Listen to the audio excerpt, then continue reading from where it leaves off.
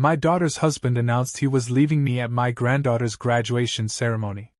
Not leaving my daughter, leaving me. And when I tell you what I did next, when I tell you how I made him scream in front of 300 people in that auditorium, well, you'll understand why some betrayals cut so deep they change a person forever. I'm 72 years old now, and I've seen enough of this world to know that the cruelest knife wounds come from the people you trust most. But nothing, and I mean nothing, prepared me for what happened on May 15, 2023, the day my granddaughter Sophie graduated valedictorian from Jefferson High School. If you've ever had someone you considered family look you dead in the eye and destroy your world with a smile on their face, then you know exactly what I'm talking about. And if you think this story is going where you expect it to go, I promise you, you're wrong. Hit that subscribe button now, because by the time I'm done telling you what really happened that day, you'll want to share this with everyone you know. See, most people would have you believe that revenge is a dish best served cold. That's garbage. Real revenge, the kind that actually matters, comes hot and fast and leaves everyone wondering what the hell just happened. And that's exactly what I gave Derek Thompson that day. Derek had been my son-in-law for 8 years. 8 years of family dinners, birthday parties, Christmas mornings where he'd hug me and call me Mom Pat, like he actually meant it.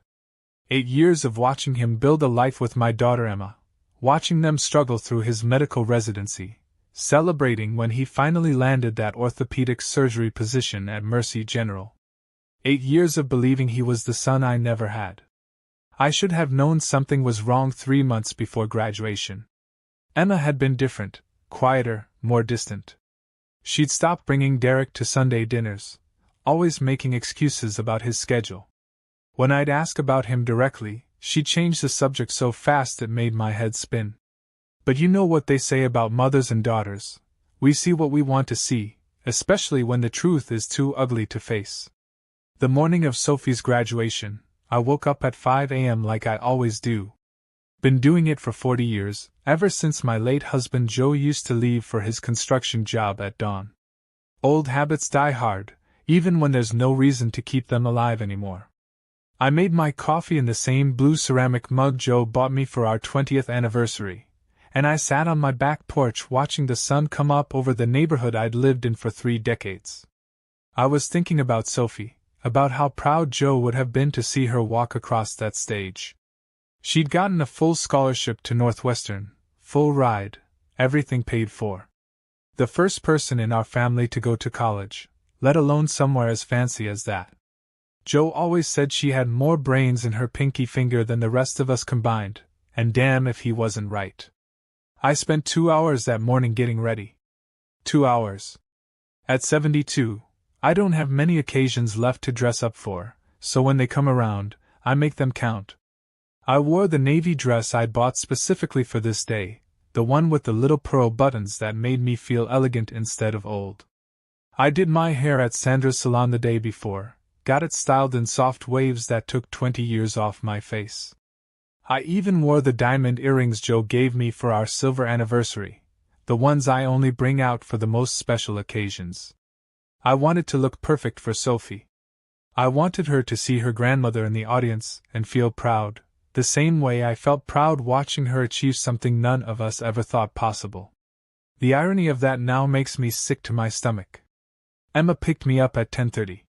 She was driving Derek's BMW, the silver one he bought himself as a reward for finishing his residency.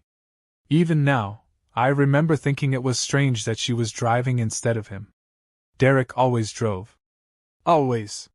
He had this thing about being in control, about being the one behind the wheel. Emma used to joke that he'd probably drive to his own funeral just to make sure they took the route he preferred. "Where's Derek?"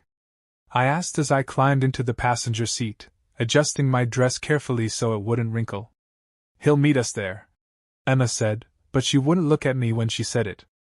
Her knuckles were white on the steering wheel, and she had that tight-lipped expression she gets when she's trying not to cry.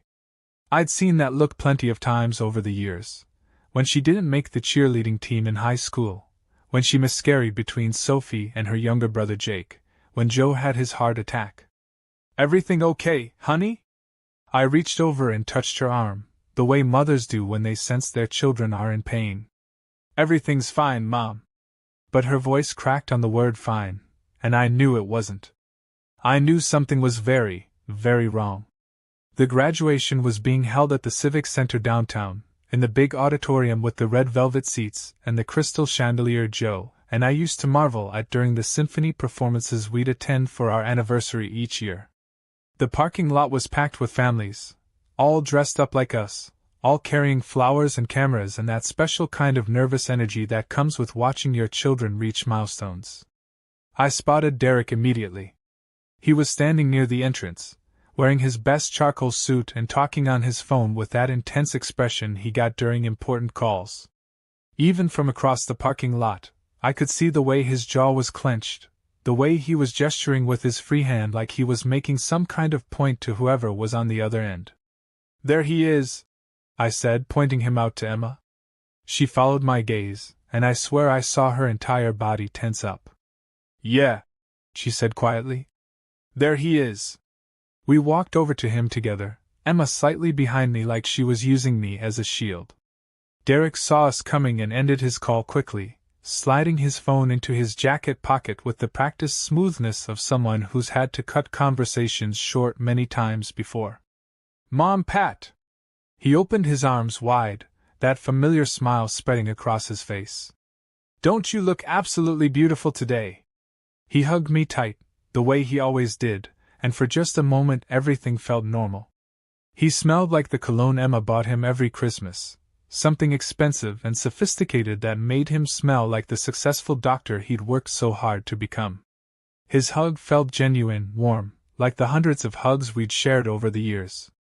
If I'd known it would be the last real hug I'd ever get from him, I would have held on longer.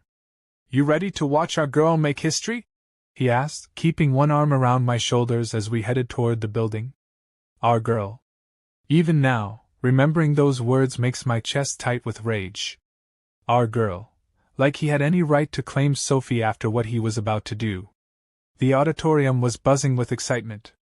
Families filled every seat, programs rustling, cameras flashing, everyone talking in that low, anticipatory hum that happens right before something important begins.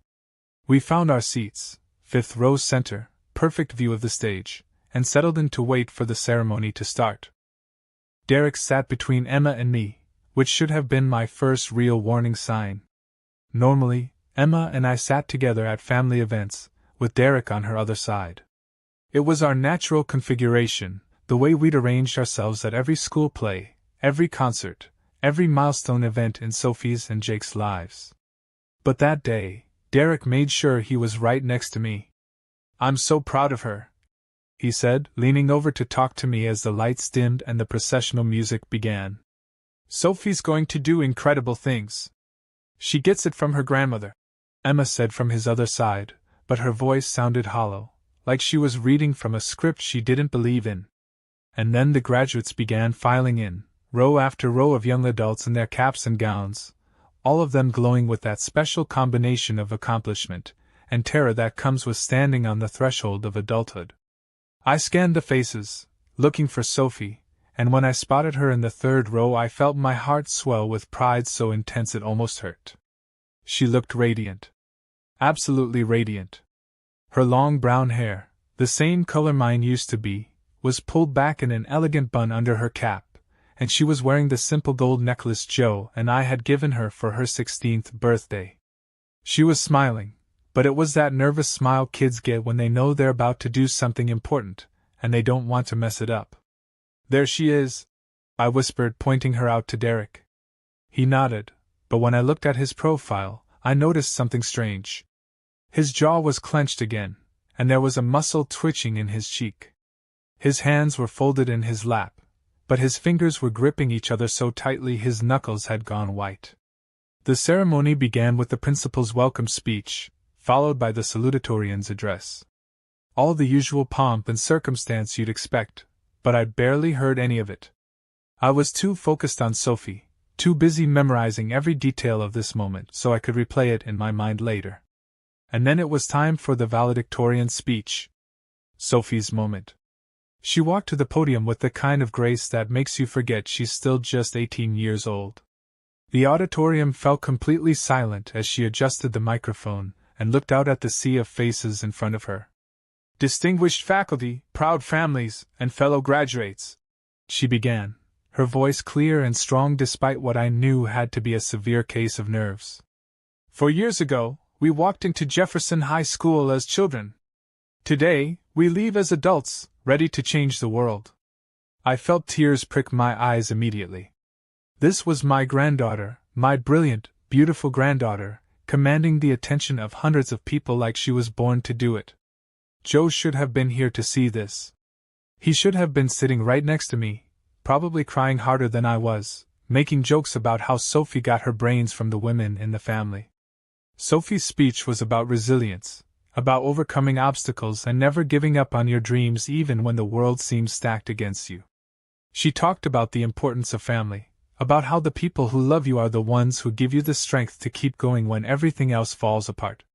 "My grandmother always tells me that life isn't about avoiding the storms," Sophie said, looking directly at me from the stage. "It's about learning to dance in the rain. And sometimes, the most beautiful dances happen during the worst storms." I was openly crying now, not caring that my mascara was probably running or that people might be looking at me. This was my granddaughter, quoting something I told her during one of her lowest moments in high school, when she thought she wasn't smart enough for advanced placement classes and wanted to give up on her college dreams. Derek reached over and squeezed my hand. "She's talking about you," he whispered. And that's when it happened. That's when Derek Thompson, the man I'd considered my son for 8 years, leaned over during my granddaughter's valedictorian speech and whispered the words that would change everything. "Patricia, I need to tell you something. After this ceremony, Emma and I are getting divorced. I'm moving out today, and I won't be part of this family anymore." The words hit me like a physical blow. I actually gasped, loud enough that the woman sitting behind us shushed me. But Derek wasn't finished. "Oh no, he was just getting started. I wanted you to hear it from me first," he continued, his mouth so close to my ear I could feel his breath on my skin. "Before Emma tells you her version of things." Her version of things. Like there could be multiple versions of a marriage ending. Like the destruction of my daughter's life was just a matter of perspective. Sophie was still speaking on stage, her voice carrying across the auditorium as she talked about the future, about hope, about all the amazing things her graduating class would accomplish. But I couldn't hear her anymore. All I could hear was the sound of my own heart pounding in my ears, the blood rushing through my veins so fast it made me dizzy. "What are you talking about?" I whispered back, gripping his hand tighter. "What do you mean you're getting divorced?" Derek's face was calm, almost serene, like he was discussing the weather instead of dropping a nuclear bomb on our family. "It's been over for a while, Patricia. We've just been pretending for the kids' sake." I looked past him to Emma, who was staring straight ahead at Sophie with tears streaming down her face. Not tears of pride. I knew my daughter well enough to recognize the difference. These were tears of devastation, of a woman watching her life fall apart in real time. "But why?" The question came out strangled, barely audible. "Why now? Why today?" Derek shrugged, actually shrugged, like the timing was no big deal. "I didn't plan it this way. But Sophie asked me this morning if I was going to be at her graduation party tonight, and I realized I couldn't keep lying to her. She deserves honesty." Honesty. He wanted to talk about honesty while destroying my daughter's marriage during our granddaughter's moment of triumph. The hypocrisy of it made me feel physically ill. On stage, Sophie was winding down her speech. "And so, class of 2023, as we go forth into the world, let's remember that we are not just individuals pursuing our own dreams. We are part of something bigger, families, communities, a shared human experience that binds us together even when everything else falls apart." The irony was so sharp it could have cut glass. Here was my granddaughter talking about families staying together while her father sat next to me casually announcing his plans to tear ours apart. "The kids don't know yet," Derek whispered as the auditorium erupted in applause for Sophie's speech. "We're telling them tonight, after the party." Tonight? I could barely get the word out. You're going to tell them tonight? At Sophie's graduation party? It's the only time we'll all be together, he said, clapping along with everyone else like nothing had happened.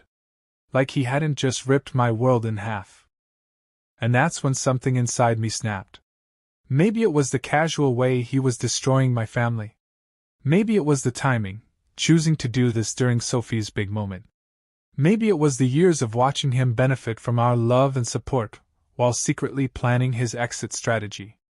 Or maybe it was something deeper, something that had been building for months without me even realizing it. See, there had been signs. I'm not an idiot, despite what Derek probably thought. I'd noticed the way he'd started working late more often.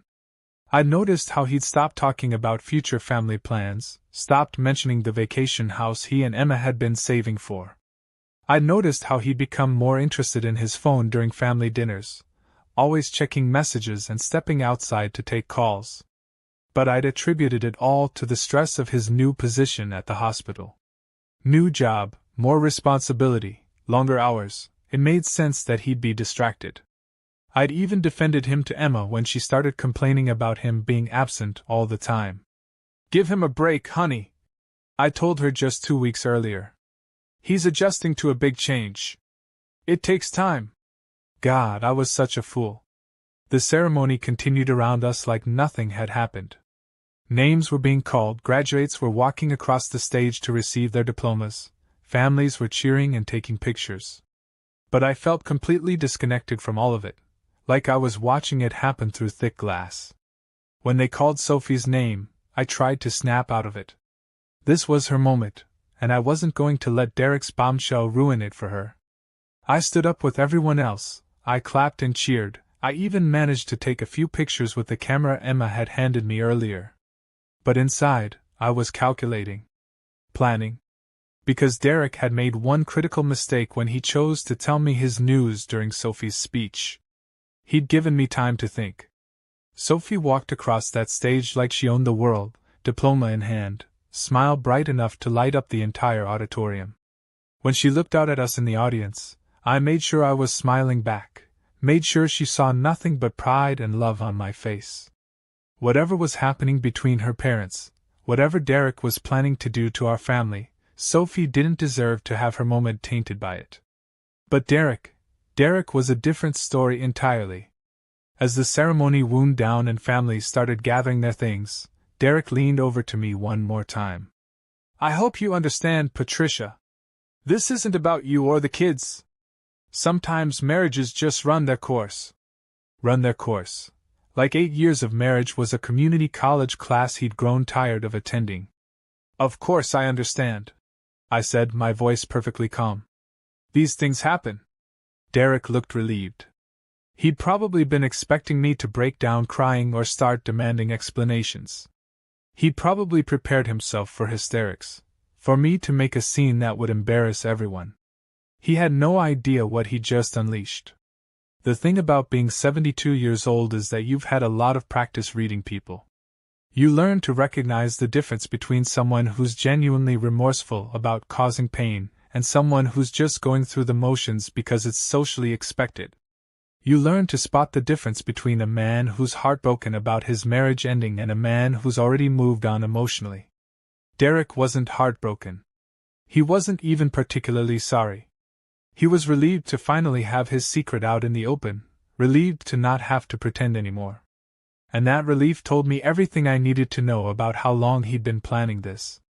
You don't develop that kind of emotional distance overnight. You don't reach that level of casual indifference about your wife's pain without practice. Derek hadn't just decided to leave Emma. He'd been planning it for months, maybe longer. And he'd been sitting at our dinner table, playing with our grandchildren, accepting our love and support, while secretly counting down the days until he could walk away from all of us. That's when I knew exactly what I was going to do to him. As we filed out of the auditorium with the crowd, Emma finally spoke. Mom, I'm sorry you had to find out like this. I wanted to tell you myself, but Derek insisted. Don't apologize, sweetheart, I said, linking my arm through hers. None of this is your fault. Derek was walking ahead of us, already on his phone again, probably coordinating whatever logistics came with abandoning your family.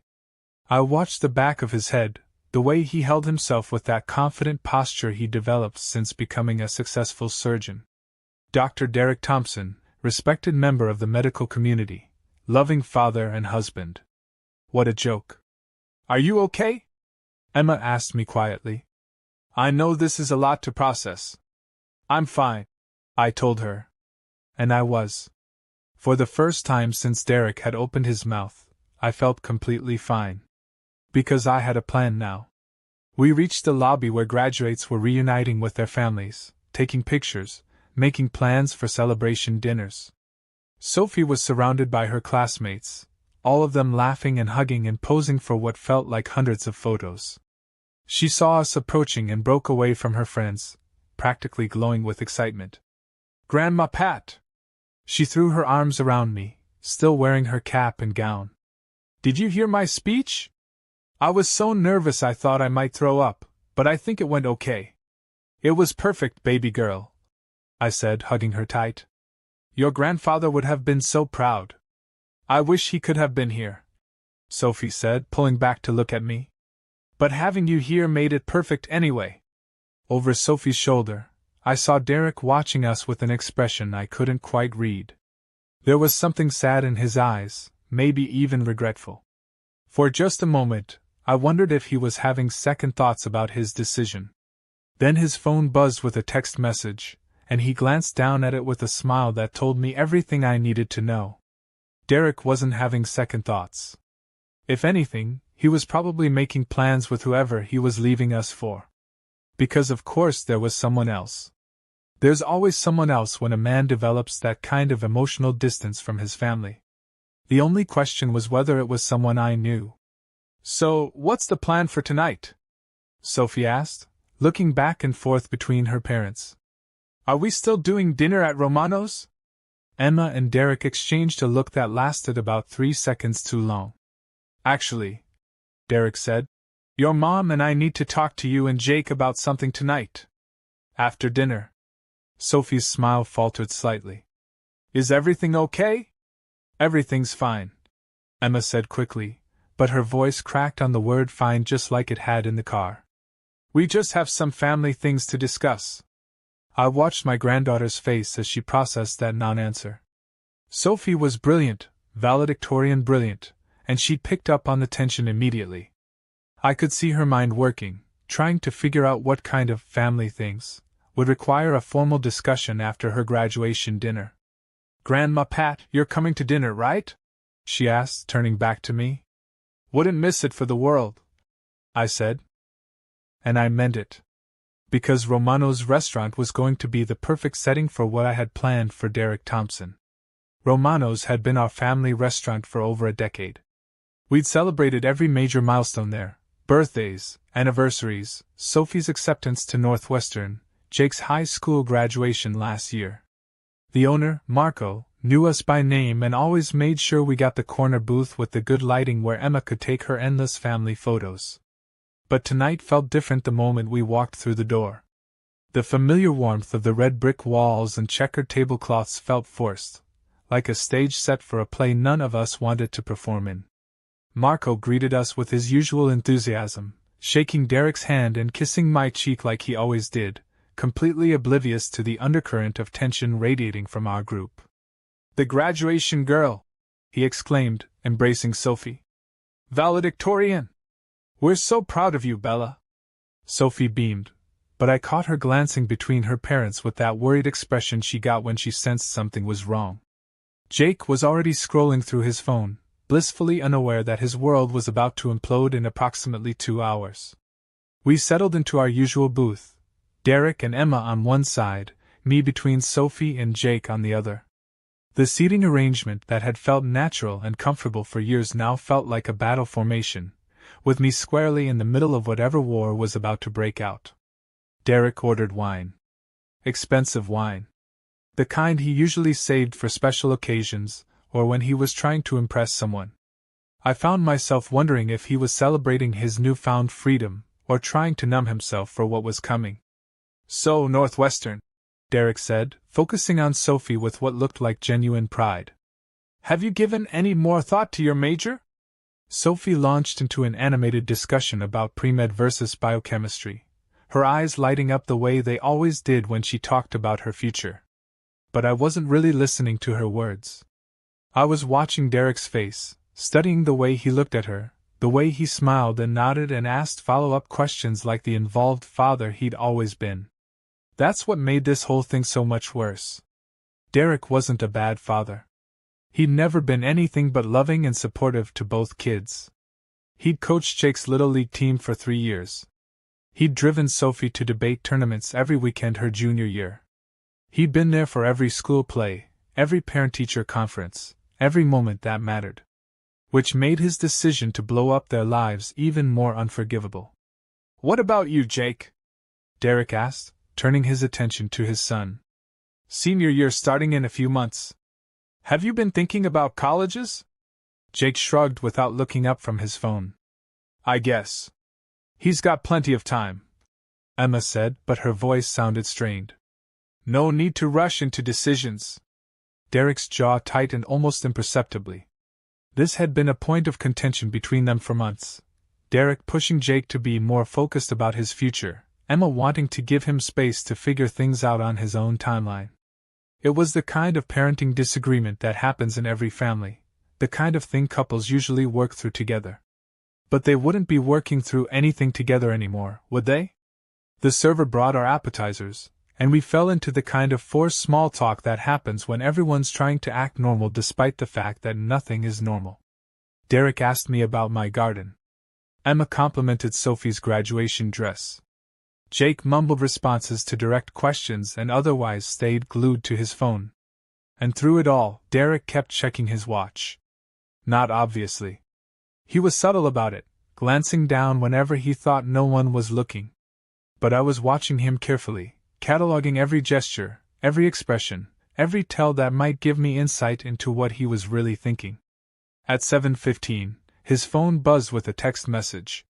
He glanced at it, and I saw that same smile cross his face, the one I'd noticed at the graduation ceremony. Quick, private, the kind of smile you give when someone you care about sends you something that makes you happy. Someone who wasn't his wife. Work? Emma asked, noticing him with his phone. Just confirming my schedule for tomorrow, Derek said smoothly, sliding the phone back into his pocket. Liar. The main courses arrived, and Derek made a show of raising his wine glass. A toast, he said, to Sophie. We are all so incredibly proud of you, sweetheart. You've worked so hard for this moment, and you deserve every bit of success that's coming your way. We all raised our glasses, even Jake, who had finally put his phone down long enough to participate in the family moment. Sophie blushed, clearly pleased by the attention but also a little embarrassed by all the focus on her achievements. To Sophie, Emma said, her voice thick with emotion. To Sophie, I echoed, watching Derek over the rim of my glass. We drank, and I found myself thinking about all the other toasts we'd shared at this table over the years. Toasts to new jobs, new homes, new beginnings. Toasts to love, to family, to the future we all thought we were building together. How many of those toasts had been lies? How long had Derek been sitting here, going through the motions, while secretly planning his escape? Dad, are you okay? Sophie asked suddenly. You seem, I don't know, distracted tonight. Derek's smile faltered for just a moment before snapping back into place. I'm fine, sweetheart. Just tired. It's been a long day. But Sophie wasn't buying it. Neither was Jake, who had put his phone down and was now looking back and forth between his parents with growing concern. Mom? Jake said. Is something going on? Emma's composure finally cracked. Tears started flowing down her cheeks, and she pressed her napkin to her mouth to muffle a sob. Mom! Sophie reached across the table toward her mother. What's wrong? Your mother and I need to tell you both something, Derek said, his voice taking on that calm, clinical tone he used when delivering bad news to patients. But let's finish dinner first. We'll talk when we get home. No. Sophie's voice was sharp, more adult than I'd ever heard it. Tell us now. Whatever it is, just tell us now. Derek glanced around the restaurant, clearly uncomfortable with the idea of having this conversation in public. But Sophie was staring at him with the kind of intensity that demanded answers, and Jake was looking increasingly panicked. Your mother and I have decided to get a divorce, Derek said finally. We're separating immediately. The words hit the table like a bomb. Sophie gasped, her hand flying to her mouth. Jake went completely white, his fork clattering to his plate. What? Sophie's voice was barely a whisper. What do you mean you're getting divorced? Sometimes marriages just don't work out, honey, Derek said, reaching across the table to touch her hand. It doesn't mean we love you and Jake any less. It doesn't change anything about how we feel about you. It changes everything. Jake exploded, loud enough that other diners turned to look at us. How can you say it doesn't change anything? You're destroying our family. Jake, keep your voice down, Derek said, his calm starting to fray around the edges. No! Jake stood up from the booth, his face flushed with anger and hurt. I won't keep my voice down. You just told us you're getting divorced on Sophie's graduation day, and you want us to keep our voices down? Sophie was crying now, ugly sobs that shook her whole body. This was supposed to be the best day of her life, and her parents had just turned it into a nightmare she'd never forget. This is why you've been acting so weird, she said, looking at Emma through her tears. This is why you've been crying all the time. How long have you been planning this? Emma couldn't even answer. She was sobbing as hard as Sophie, her face buried in her hands. We've been having problems for a while, Derek said, still trying to maintain that clinical detachment. We tried to work things out, but sometimes people just grow apart. Grow apart? I spoke for the first time since Derek had dropped his bombshell, my voice cutting through the chaos at our table. Is that what you call it when you abandon your family for another woman? The entire table went dead silent. Derek's face went white, then red, then white again. Patricia, he started. Oh, did I get ahead of myself? I asked, my voice perfectly sweet and innocent. Were you planning to ease them into that part of the story? The part where Daddy has been having an affair? Sophie gasped. Jake sat back down heavily, like his legs had given out. That's not, Derek began, but I cut him off. Let me guess. She's younger than Emma. Probably works at the hospital, a nurse, maybe, or one of those pretty pharmaceutical reps who come around the office. Someone who thinks Dr. Derek Thompson is quite the catch, especially if she doesn't know about the family he's throwing away to be with her. Stop, Derek said, his voice tight with barely contained fury. You don't know what you're talking about. Don't I? I leaned back in my seat, enjoying the way his composure was finally starting to crack. Then why don't you tell us who you were texting during dinner? Who made you smile like that while your wife was sitting right next to you, crying over the marriage you've been destroying? Derek's phone was sitting on the table next to his plate. Without thinking, Sophie grabbed it. Sophie, don't. Derek lunged for the phone, but it was too late. Sophie's face went through a series of expressions as she read whatever was on the screen. Confusion, then understanding, then a devastation so profound it made my heart break. Madison, she whispered. Madison Peterson. Emma looked up from her hands. Who's Madison Peterson? Sophie's face was chalk white. She's Dr. Peterson's daughter. She works in hospital administration. I met her at the Christmas party last year. The Christmas party. The one where Derek had spent most of the evening, networking, while Emma tried to make conversation with the other doctors' wives. The one where he'd stayed late to discuss some cases, while Emma and I went home early because Sophie was sick with the flu. How old is she? I asked, though I was pretty sure I already knew the answer. Sophie looked like she might throw up. 26. 26. My daughter was 43. Derek was 45. This Madison person was barely older than Sophie herself.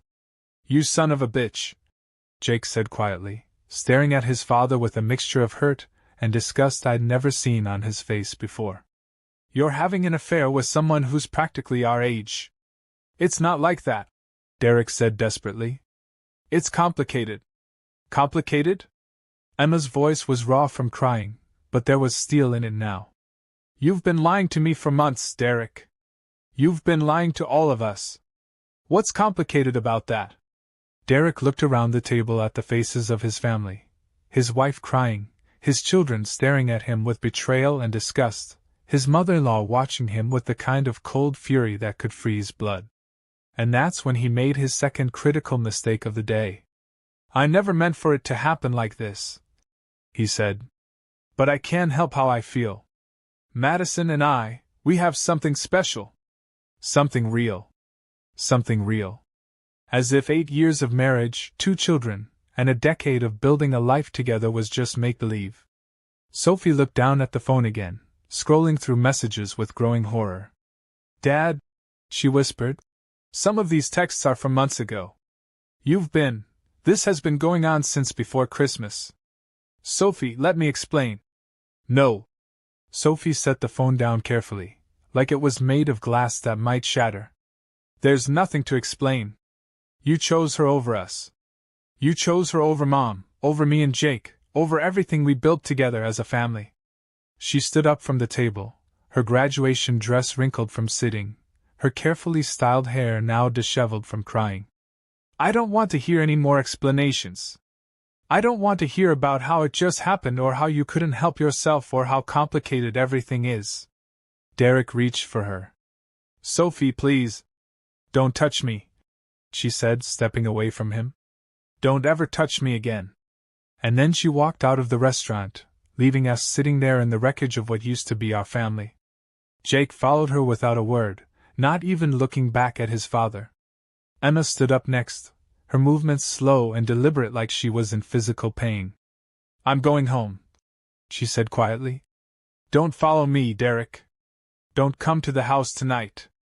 Find somewhere else to sleep. Emma, wait.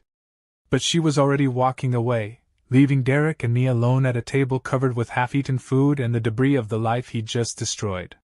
Derek slumped back in his seat, finally looking like the devastation he'd caused was starting to sink in. This isn't how I wanted it to happen, he said. How did you want it to happen? I asked. Were you planning to ease them into the idea of you abandoning them for a woman young enough to be their sister? I wasn't abandoning them, Derek said, but his voice lacked conviction. I'll still be their father. This doesn't change that. Doesn't it? I leaned forward, looking him directly in the eyes. You think Sophie is ever going to forgive you for this? You think Jake is going to want his 26-year-old stepmother at his high school graduation next year? Derek flinched like I'd hit him.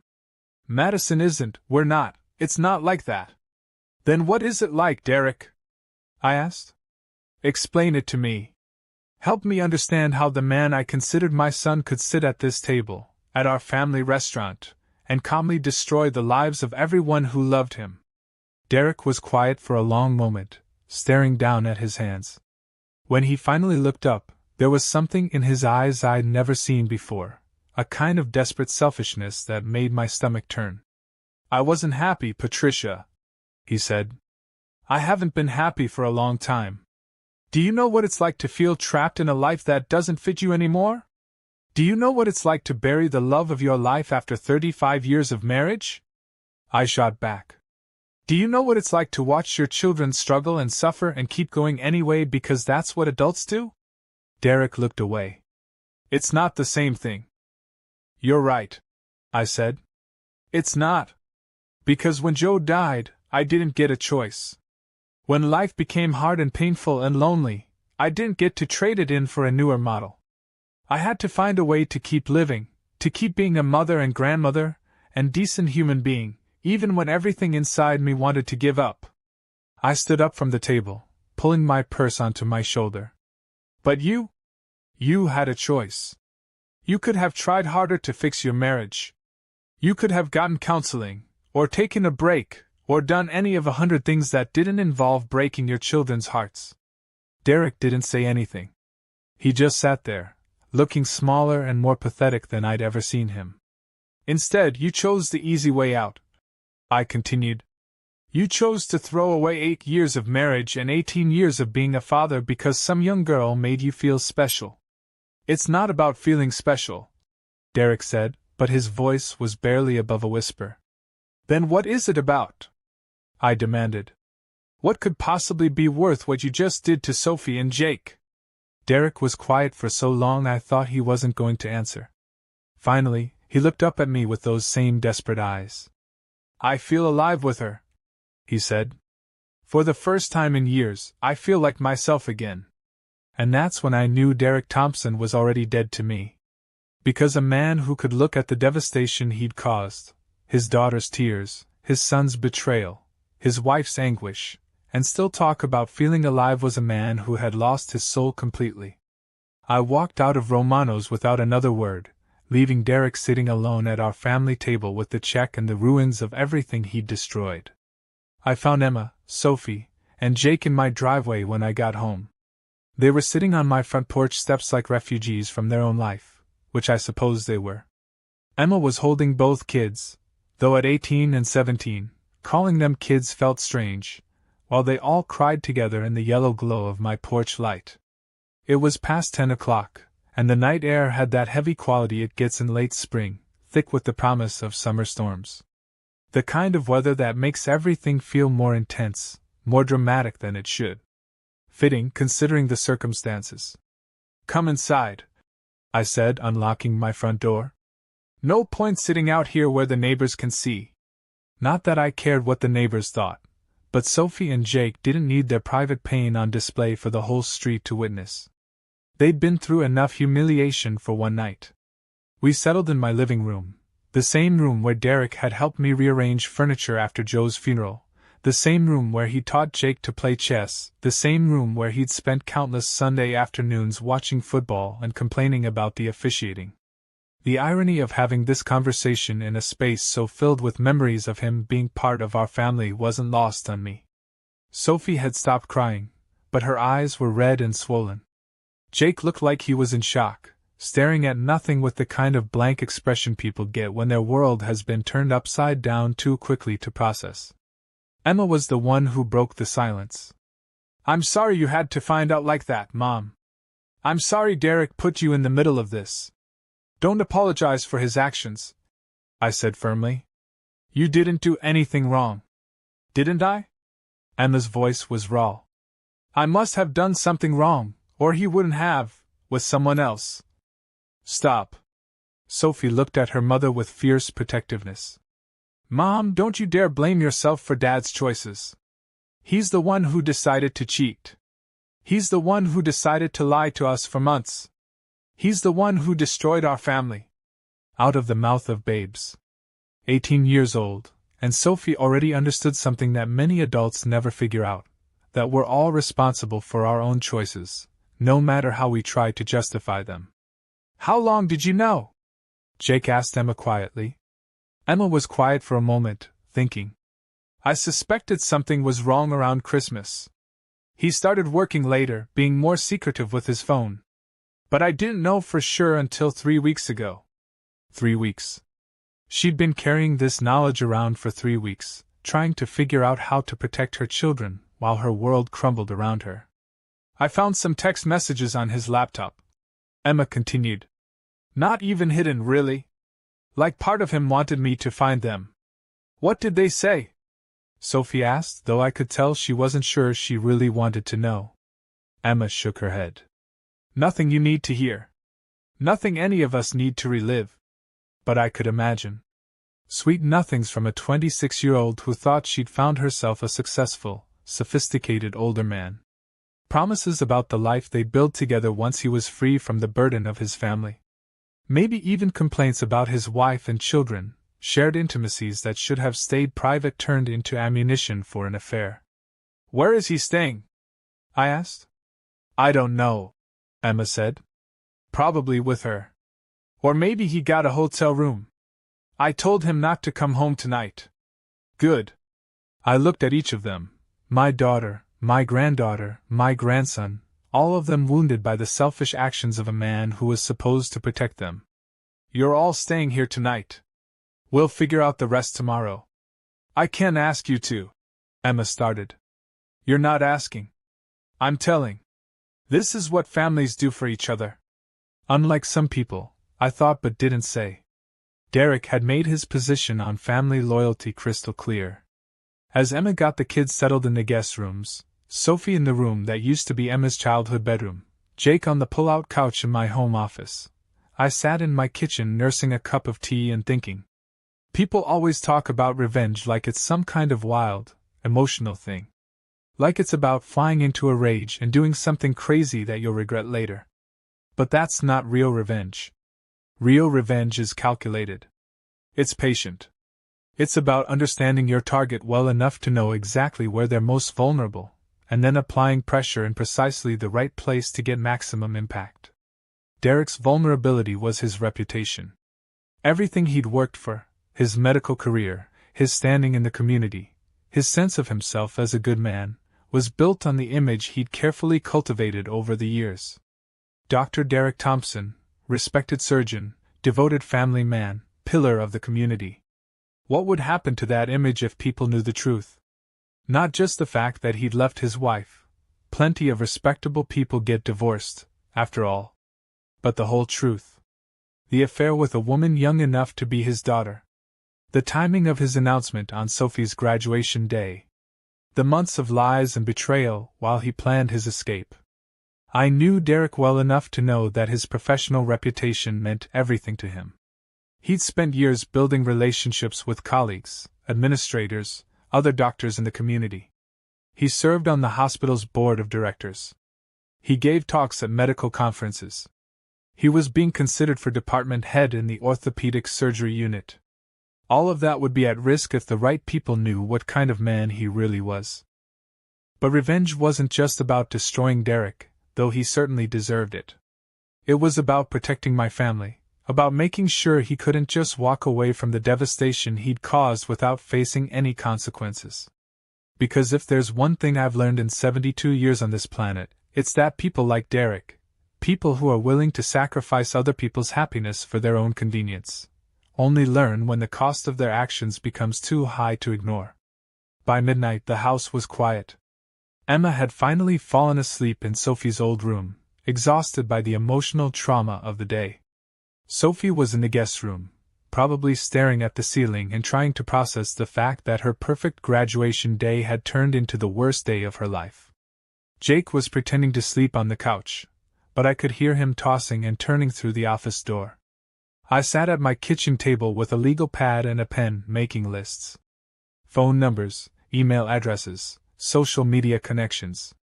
Every person in Derek's professional and personal life who would be interested to know what kind of man they'd been associating with. Dr. Martin Peterson, the chief of staff at Mercy General.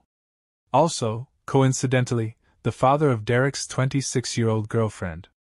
I wondered if Dr. Peterson knew his daughter was sleeping with a married colleague. I wondered how he'd feel about Derek's promotion chances once he found out. Karen Mitchell, the head of the hospital's board of directors. She'd always prided herself on the institution's reputation for family values and community leadership. How would she react to learning that one of their star surgeons had abandoned his family for an affair with an employee young enough to be his daughter? Lisa Thompson, Derek's sister in California. She'd always looked up to her big brother, always bragged about his successful career and happy marriage to anyone who would listen.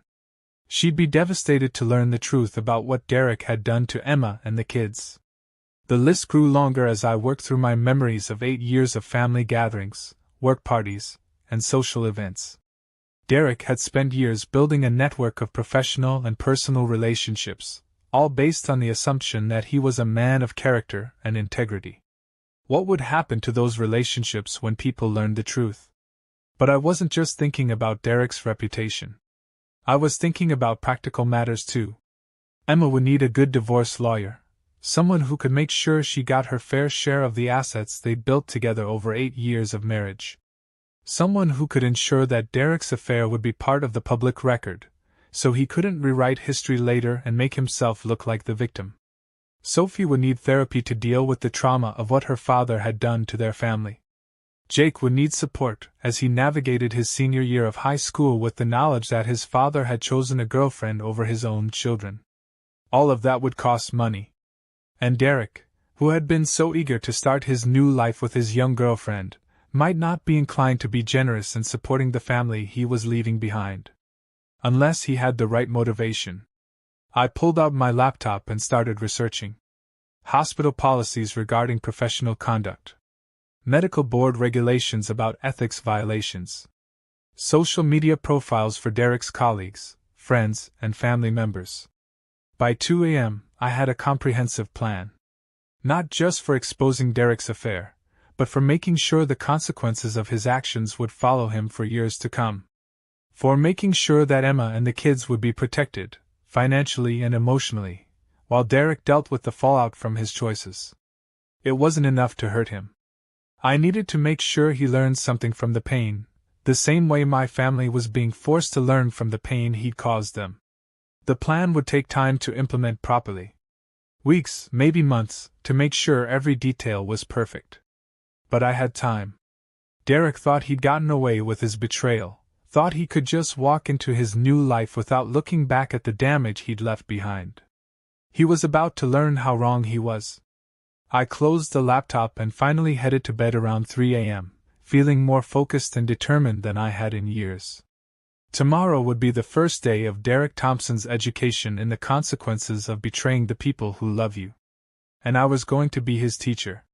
I woke up at 5 a.m. like always, but instead of my usual coffee and quiet reflection, I got straight to work. The first phase of my plan required perfect timing and absolute precision. Derek's weakness wasn't just his reputation, it was his need for control, his belief that he could manage the narrative of his own life. Today, I was going to teach him that some narratives can't be managed. Emma and the kids were still sleeping, exhausted by the emotional devastation of the previous night. I moved quietly through the house, gathering what I needed: my laptop, Derek's phone number, and a contact list I'd been building in my head for 8 years. The first call I made was to Dr. Martin Peterson. I knew he'd be at the hospital early. Department chiefs always are, especially ones trying to manage budgets and staff schedules before the chaos of the day begins. I also knew he had no idea that his 26-year-old daughter Madison was sleeping with a married colleague 20 years her senior. Dr. Peterson's office. His secretary answered on the second ring. "Good morning, this is Patricia Walsh. I'm calling about a personal matter involving my son-in-law, Dr. Derek Thompson, and Dr. Peterson's daughter Madison. I think Dr. Peterson would want to speak with me as soon as possible." There was a pause. "I'm sorry, could you repeat your name?" "Patricia Walsh. Derek Thompson's mother-in-law. It's regarding Madison Peterson and a situation that Dr. Peterson needs to be aware of immediately." "Hold, please." I waited, listening to generic hold music while imagining Dr. Peterson trying to figure out why Derek Thompson's mother-in-law was calling about his daughter. The beauty of this approach was that it forced him to take the call. No administrator wants to ignore a potential crisis, especially when it involves their own child. "Mrs. Walsh?" Dr. Peterson's voice was cautious but professional. "My secretary said you needed to speak with me about Madison and Dr. Thompson?" "Yes, Dr. Peterson. I'm calling to inform you that your daughter has been having an affair with my son-in-law for the past several months. Derek announced yesterday, during my granddaughter's graduation ceremony, that he's leaving his wife and children to be with Madison. I thought you should know, as her father and as Derek's supervisor." The silence on the other end of the line stretched so long I wondered if he'd hung up. "I'm sorry," Dr. Peterson said finally. "Did you say affair?" "I did. Derek has been lying to his family for months while conducting a relationship with your daughter. He texted her throughout my granddaughter's graduation dinner last night, right in front of his wife and children. Madison has been sending him messages that my granddaughter read from his phone, messages that make it very clear this relationship has been going on since before Christmas."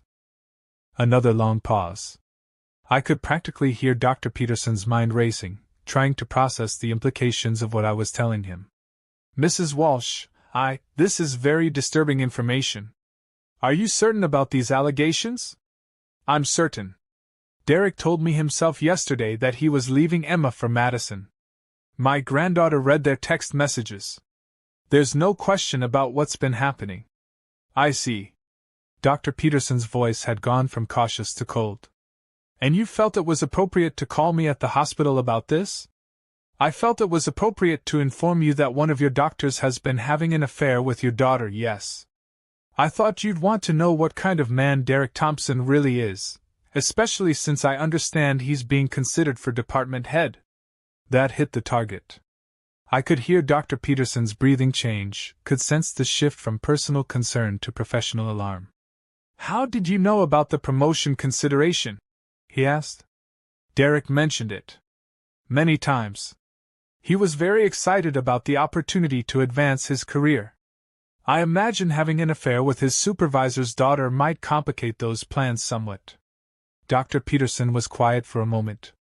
When he spoke again, his voice was carefully controlled. Mrs. Walsh, I appreciate you bringing this to my attention. I'll need to look into this situation. Of course.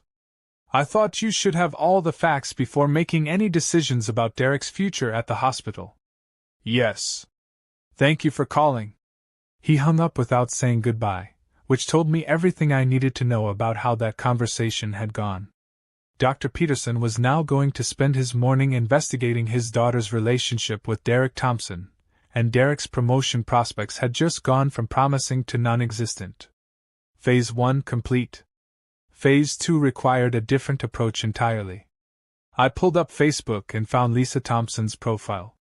Derek's sister had always been active on social media, constantly posting about her successful brother and his beautiful family. Her most recent post was from yesterday, a proud aunt congratulating Sophie on her graduation and bragging about how Derek had helped coach her through her valedictorian speech preparation. If Lisa only knew the truth about what Derek had done during that speech. I crafted my message carefully. Hi Lisa, this is Patricia Walsh, Derek's mother-in-law. I hope you're doing well in California. I'm writing to let you know about a difficult situation involving Derek and Emma.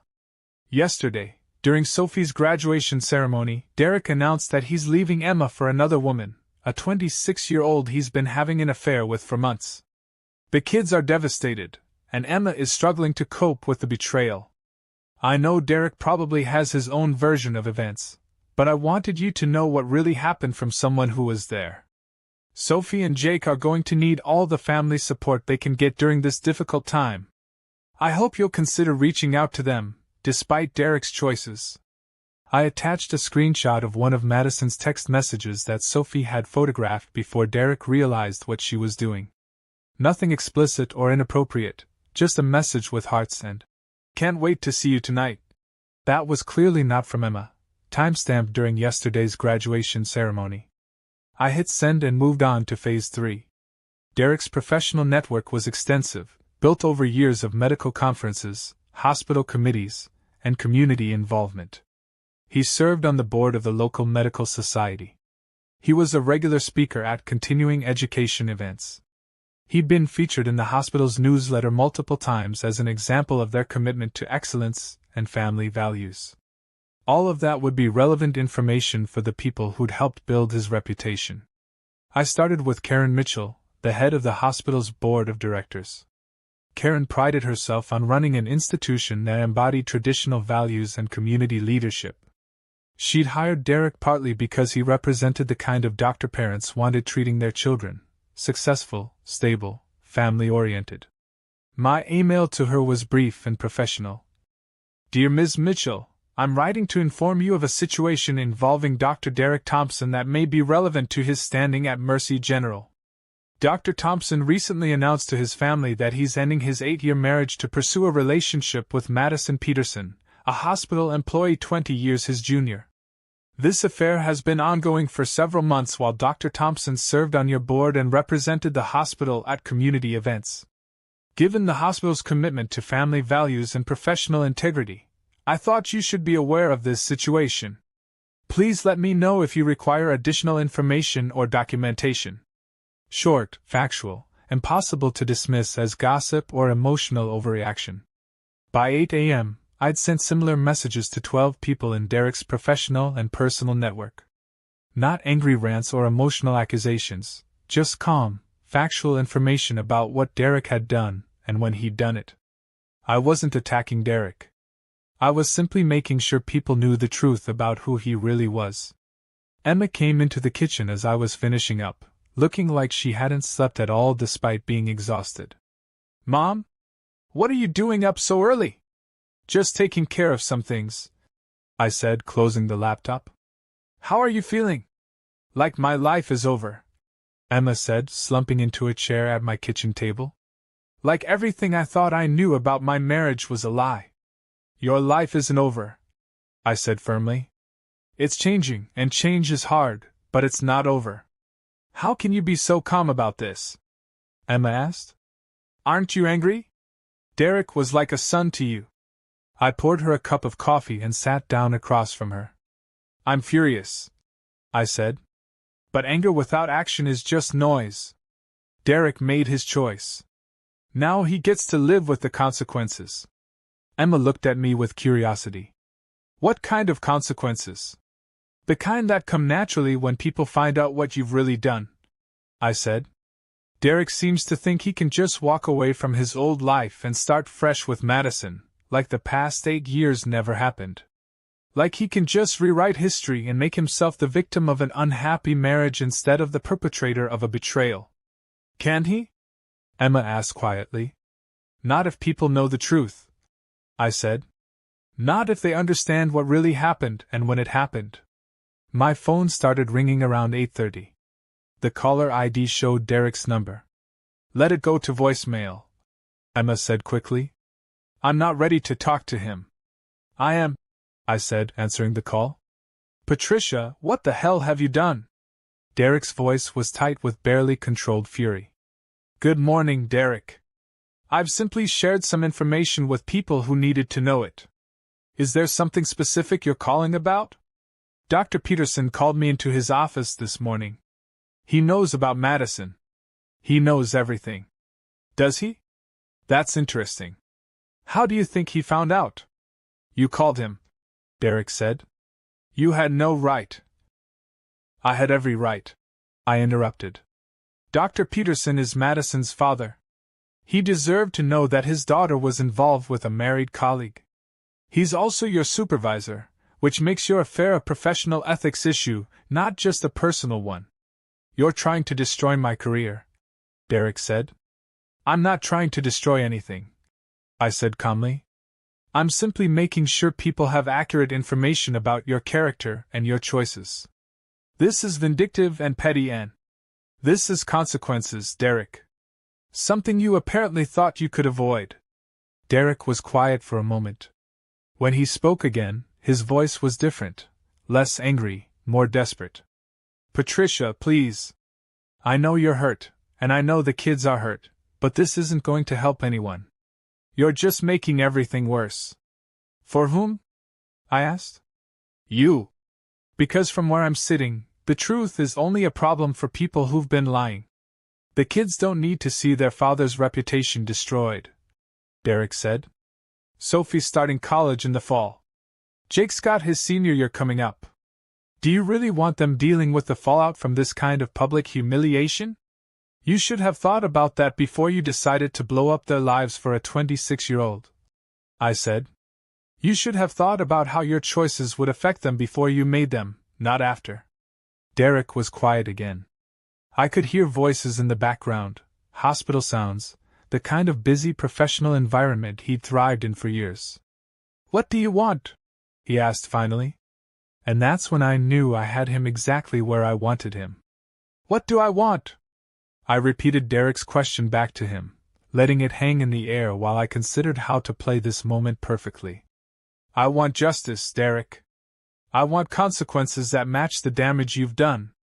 "Okay," Derek said, and I could hear the relief in his voice.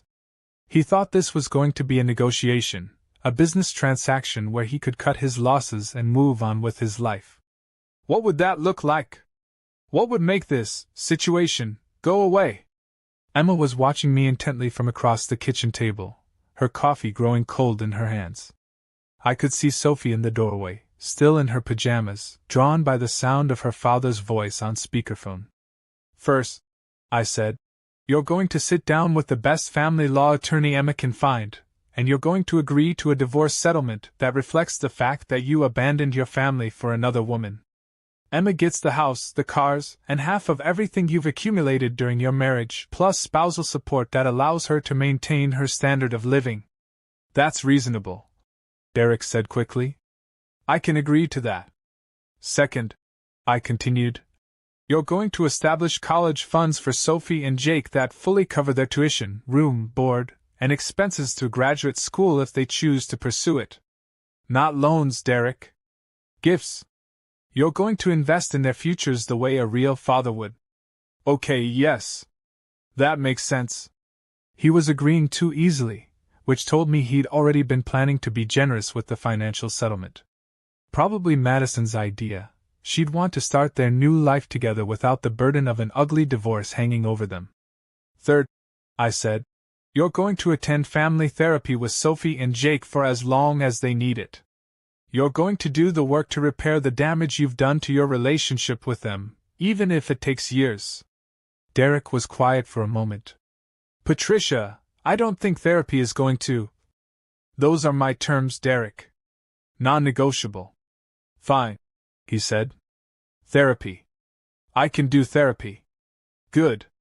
I paused, letting him think he'd gotten off easy, before delivering the real consequences. Now let's talk about what happens if you don't follow through on any of these commitments. I don't understand.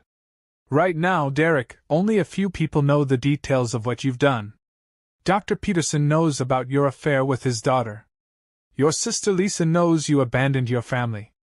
Karen Mitchell knows you violated the hospital's family values policy. A handful of your colleagues and friends have been informed about your character and your choices.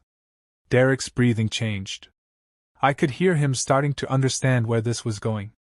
But that's just the beginning, I continued. Because if you fail to honor your commitments to Emma and the children, if you miss a support payment, if you skip a therapy session, if you do anything to make their lives harder than they already are, then everyone will know what you did. Everyone? Everyone. Every doctor at Mercy General. Every member of the hospital board. Every colleague who's ever trusted you or respected you. The medical licensing board. The local newspaper's society page, where they love to report on the personal failings of prominent community members. Sophie was staring at me with something that might have been admiration. Emma looked shocked, like she was seeing a side of me she'd never suspected existed. You can't do that, Derek said, but his voice lacked conviction. I absolutely can, I said. And I will, if you give me a reason to. Because here's what you don't seem to understand, Derek. Actions have consequences, and yours have been remarkably consequence-free so far. I'm losing my family, Derek said quietly. That's not consequence-free. You didn't lose your family, I snapped, letting real anger creep into my voice for the first time. You threw them away. You made a choice to prioritize your own happiness over their well-being, and now you want to act like you're the victim. Derek didn't respond to that. Here's what's going to happen, I continued. You're going to be the best ex-husband and father you can possibly be. You're going to prioritize Sophie and Jake's needs over your relationship with Madison. You're going to make sure Emma has the resources and support she needs to rebuild her life. And you're going to do all of this with grace and humility, without making excuses or playing the victim. And if I do all that, then your professional reputation remains intact. Your colleagues don't need to know the details of why your marriage ended. The hospital board doesn't need to question your character. Your new relationship with Madison can proceed without the burden of public scandal. It was a fair deal, and we both knew it. Derek got to keep his career and his dignity in exchange for doing right by the family he was abandoning. Emma got financial security and legal protection. Sophie and Jake got the support they needed to heal from their father's betrayal. Everyone got something they needed, except Derek didn't get to walk away from his responsibilities without consequences. I need time to think about this, Derek said. No, I said firmly. You don't get time to think. You get to make a choice, right now, on this phone call. Option 1. You agree to my terms and we move forward with a clean, quiet divorce that protects everyone's dignity. Option 2. You refuse, and I make sure everyone in your professional and personal life knows exactly what kind of man Derek Thompson really is. The silence stretched between us for what felt like minutes. I could hear hospital sounds in the background, phones ringing, people talking, the busy hum of Derek's professional world continuing around him, while his personal world hung in the balance. Those are my only options? Derek asked finally. Those are your only options. More silence. Sophie had moved closer to the table now, close enough to hear both sides of the conversation clearly. Emma was gripping her coffee mug so tightly I was worried it might shatter. What about Madison? Derek asked quietly. What about her? How do I explain this to her? How do I tell her that my mother-in-law is essentially blackmailing me into being a better ex-husband? You don't explain anything to Madison, I said. You tell her that you're a father and you have responsibilities to your children that don't end just because you're starting a new relationship. You tell her that being with you means accepting that Sophie and Jake will always be your priority. She might not understand that. Then she's not the right woman for you, is she? I asked. Because if Madison can't accept that you have children who need their father, then what does that say about her character? What does that say about the future you're trying to build with her? Derek was quiet for a long time. When he finally spoke, his voice was barely above a whisper. You're asking me to choose between my new life and my old responsibilities. No, I said. I'm telling you that you don't get to abandon your responsibilities just because you've chosen a new life. I'm telling you that being a father isn't something you get to retire from when it becomes inconvenient.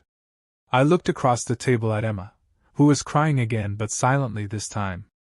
I looked at Sophie, who was watching me with an expression I couldn't quite read. Derek, I said, softening my voice slightly. I know you think I'm being cruel. I know you think I'm trying to punish you for leaving Emma. But that's not what this is about. Then what is it about? It's about making sure Sophie and Jake have a father who takes responsibility for his actions. It's about making sure Emma has the security she needs to rebuild her life. It's about making sure there are real consequences when someone chooses to destroy a family. Derek sighed, a sound so heavy I could feel the weight of it through the phone. If I agree to this, he said, how do I know you won't change the terms later? How do I know you won't decide you want more revenge and expose everything anyway? Because I'm not interested in revenge for its own sake, I said. I'm interested in justice. If you honor your commitments to your family, then you've earned your privacy. If you don't, then you've earned the consequences. And you'll be watching. I'll be watching, I confirmed. For the rest of my life, Derek. Every missed payment, every skipped therapy session, every time you put Madison's needs ahead of your children's, I'll be watching, and I'll remember, and I'll act accordingly. Derek was quiet for another long moment. Finally, he spoke. Okay, he said.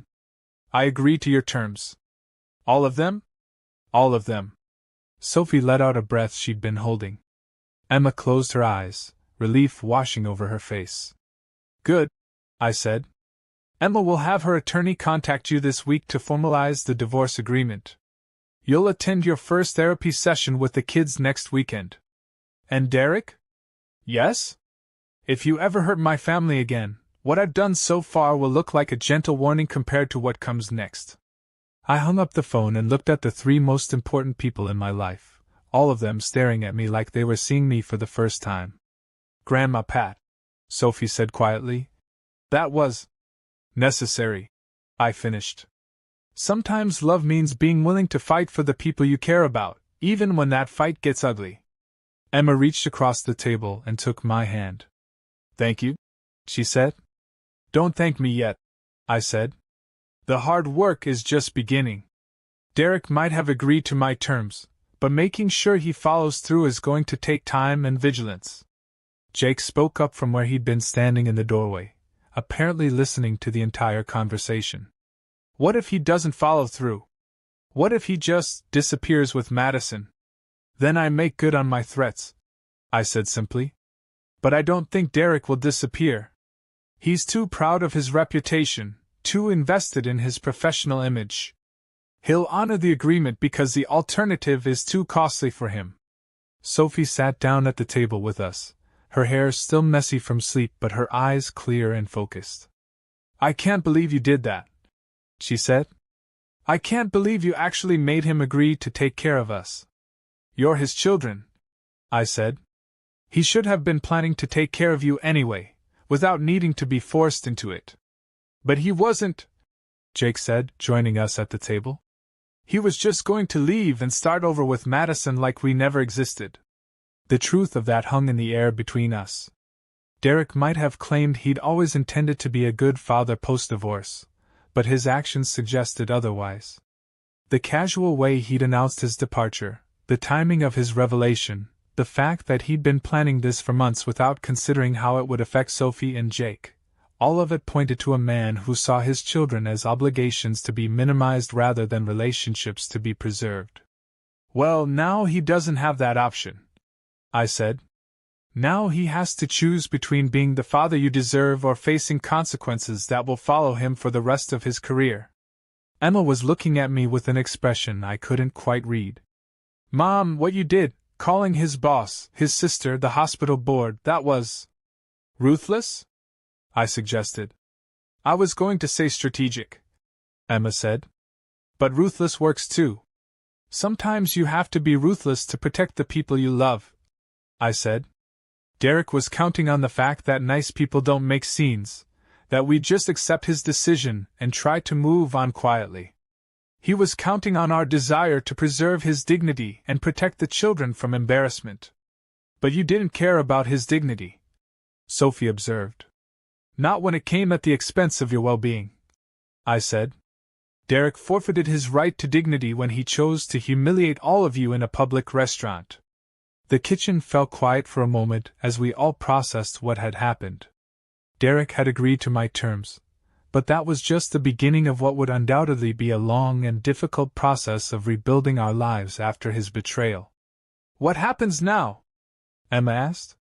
Now we focus on healing, I said. You find a good lawyer and start the divorce process. Sophie, you prepare for college knowing your expenses are covered. Jake, you focus on your senior year without worrying about your family's financial stability. And you? Sophie asked. What do you focus on? I smiled at my granddaughter, this brilliant young woman who'd had to grow up too fast in the space of a single evening. I focus on making sure Derek keeps his word, I said. And on enjoying watching you all thrive despite what he's done to this family. 3 weeks later, I learned that Derek's world was unraveling even faster than I'd anticipated. The beauty of setting consequences in motion is that they take on a life of their own, creating ripple effects you never could have planned but that serve justice better than any single act of revenge ever could. It started with Madison Peterson. Dr. Peterson, as it turned out, had not taken the news of his daughter's affair with a married colleague well. Not well at all. Within 48 hours of my phone call, Madison had been transferred from her position in hospital administration to a much less prestigious role in medical records, technically a lateral move, so Derek couldn't claim she was being punished for their relationship, but everyone at Mercy General understood what had really happened. More importantly, Dr. Peterson had made it clear to Madison that her relationship with Derek was not just professionally inappropriate but personally devastating to him as her father. Madison, who was apparently closer to her family than Derek had realized, suddenly found herself torn between her affair with a married doctor and her relationship with her parents. According to Emma's friend Carol, who worked in the hospital's billing department, Madison had been seen crying in the parking lot multiple times over the past week. The excitement of dating a successful older doctor was apparently losing its appeal when it came with family disapproval and professional consequences. Derek, meanwhile, was discovering that his affair hadn't been as secret as he'd thought. Once Dr. Peterson started asking questions, other people began connecting dots they hadn't noticed before. The late nights Derek claimed were surgery-related suddenly looked suspicious when cross-referenced with Madison's schedule. The professional conferences Derek had attended without Emma took on a different meaning when people remembered seeing him with Madison at hotel bars. Karen Mitchell, the head of the hospital's board of directors, had been particularly thorough in her investigation. She'd discovered that Derek had used hospital resources, including his office computer and hospital email account, to coordinate meetings with Madison during work hours. Nothing explicitly sexual, but enough personal communication during work time to constitute a misuse of hospital property. Derek's promotion to department head had been quietly shelved, and there were rumors that his contract might not be renewed when it came up for review next year. But the professional consequences, satisfying as they were, paled in comparison to what was happening in Derek's personal life. Lisa Thompson, Derek's sister in California, had not reacted well to learning about his affair and abandonment of Emma and the kids. Lisa had always idolized Derek, had always looked up to her successful big brother who seemed to have everything figured out. Discovering that her hero had been cheating on his wife with a woman barely older than his own daughter had shattered her image of him completely. Lisa had called Emma directly, crying and apologizing for Derek's behavior, promising to support Sophie and Jake in any way she could. She'd also made it clear that Derek was no longer welcome at family gatherings in California, and that she would not be facilitating any relationship between Derek and their elderly parents until he proved he was committed to being a better man. The isolation was clearly getting to Derek. Emma had told me that he'd been calling her multiple times a day, not to argue about the divorce terms, he was honoring those to the letter, but just to talk. To try to explain himself, to justify his actions, to somehow make sense of how his perfect plan for a new life had turned into a nightmare of professional and personal consequences. He keeps saying he never meant for it to happen like this, Emma told me as we sat in my garden, watching Sophie and Jake play with my neighbor's dog. Like he thought he could just transition smoothly from one life to another without anyone getting hurt. How's he doing with Madison? I asked. Emma's smile was grim. Not well. Apparently, she's having second thoughts about being with someone whose entire family and professional network disapproves of their relationship. She's also struggling with the fact that Derek comes with 2 teenage children who hate her. That didn't surprise me. Madison might have thought dating a successful doctor would be exciting and glamorous, but the reality of Derek's situation, the messy divorce, the angry children, the professional consequences, was probably far from what she'd imagined when their affair began. Sophie mentioned that Derek asked if she'd be willing to meet Madison. Emma continued. Apparently, he thought if Sophie could see how wonderful Madison is, she might be more accepting of the relationship. What did Sophie say? She said she'd rather spend time with a rattlesnake, Emma said, and we both laughed despite the seriousness of the situation. Sophie had been handling the aftermath of her father's betrayal with remarkable maturity, but her anger toward Derek remained fierce and uncompromising. She'd agreed to attend the family therapy sessions Derek was paying for, but she made it clear she was doing it for her own healing, not to facilitate a reconciliation with him. Jake had been struggling more obviously. His grades had slipped in his final weeks of high school, and he'd been getting into arguments with his friends about minor things. The therapist Emma had found for him said it was a normal response to trauma, that teenage boys often express their emotional pain through anger and behavioral changes. But Jake had also surprised everyone by stepping up in ways that showed incredible maturity. He'd started doing more around Emma's house without being asked, had taken a summer job to help with expenses even though Derek's support made it unnecessary, and had become fiercely protective of Sophie and Emma in a way that broke my heart and made me proud simultaneously. How are you holding up? I asked Emma. Really? Emma was quiet for a moment, watching her children play in the sunshine. Better than I expected, she said finally.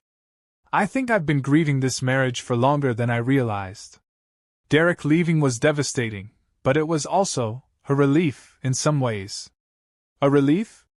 I don't have to pretend anymore, Emma said. I don't have to make excuses for why he's working late, or why he seems distracted during family dinners, or why he doesn't seem interested in planning for our future together. I don't have to wonder what's wrong with me that my husband doesn't seem to want to be around me. That revelation hit me harder than I'd expected. Emma had been carrying the burden of Derek's emotional absence for months, blaming herself for the distance in their marriage while Derek was actually planning his exit strategy with another woman. "You know it wasn't your fault, right?" I said. "None of this was because of anything you did or didn't do." "I know that intellectually," Emma said. "But emotionally, it's going to take time. The therapy is helping. And seeing how Derek's handling the consequences of his choices is actually making me feel better about myself." "How so?" Emma's smile was stronger this time. "Because he's miserable, Mom. He thought he was trading up, leaving his boring middle-aged wife for an exciting young girlfriend, leaving the responsibilities of family life for the freedom of starting over. But what he actually did was trade a woman who loved him unconditionally for a woman who's having second thoughts the moment things get complicated." She was right.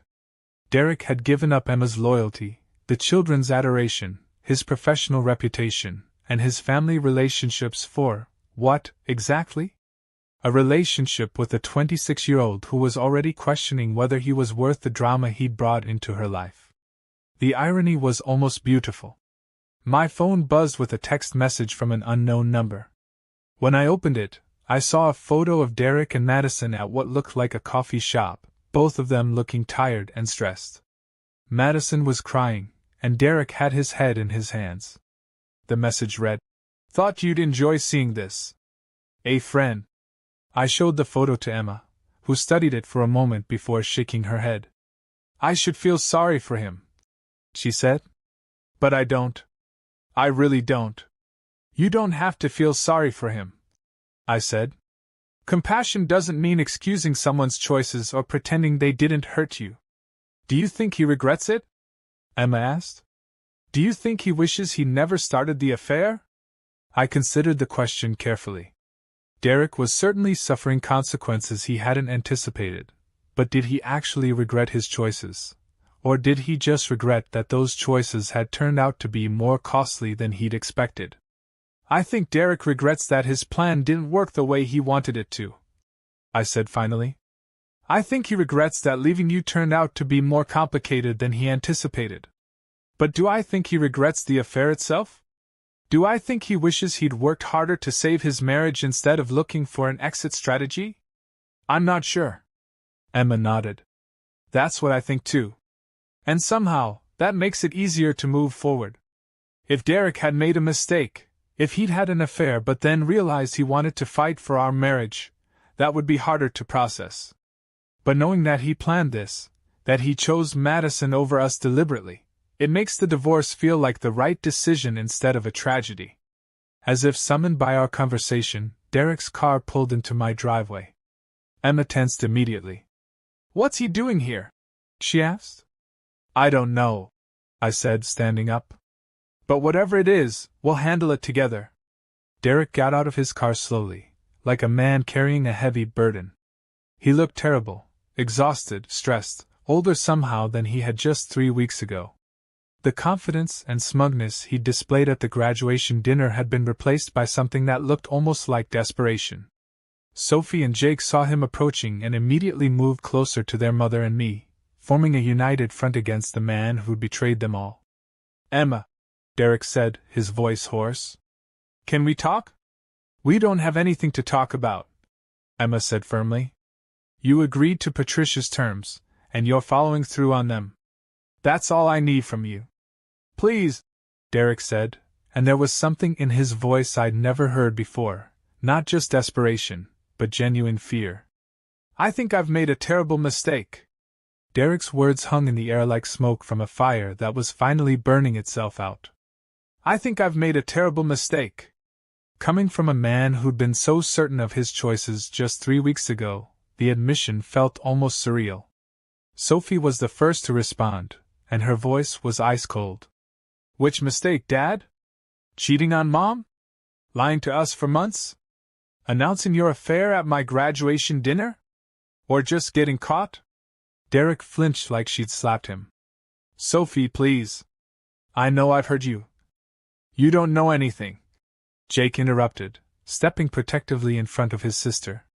If you knew how much you'd hurt us, you never would have done it in the first place. Derek looked between his children with an expression of such profound loss that even I felt a flicker of sympathy for him. But sympathy and forgiveness are different things, and Derek hadn't earned forgiveness yet. "What do you want, Derek?" I asked, my voice carefully neutral. Derek's gaze shifted to me, and I saw something that surprised me: gratitude. Despite everything that had happened between us, despite the consequences I'd orchestrated for his betrayal, he was looking at me like I was the only person who might listen to him with any degree of fairness. "Madison broke up with me," he said quietly. Emma's sharp intake of breath was audible, but she didn't say anything. Sophie and Jake exchanged glances that contained entire conversations about their father's stupidity and poor judgment. "I'm sorry to hear that," I said, and I meant it.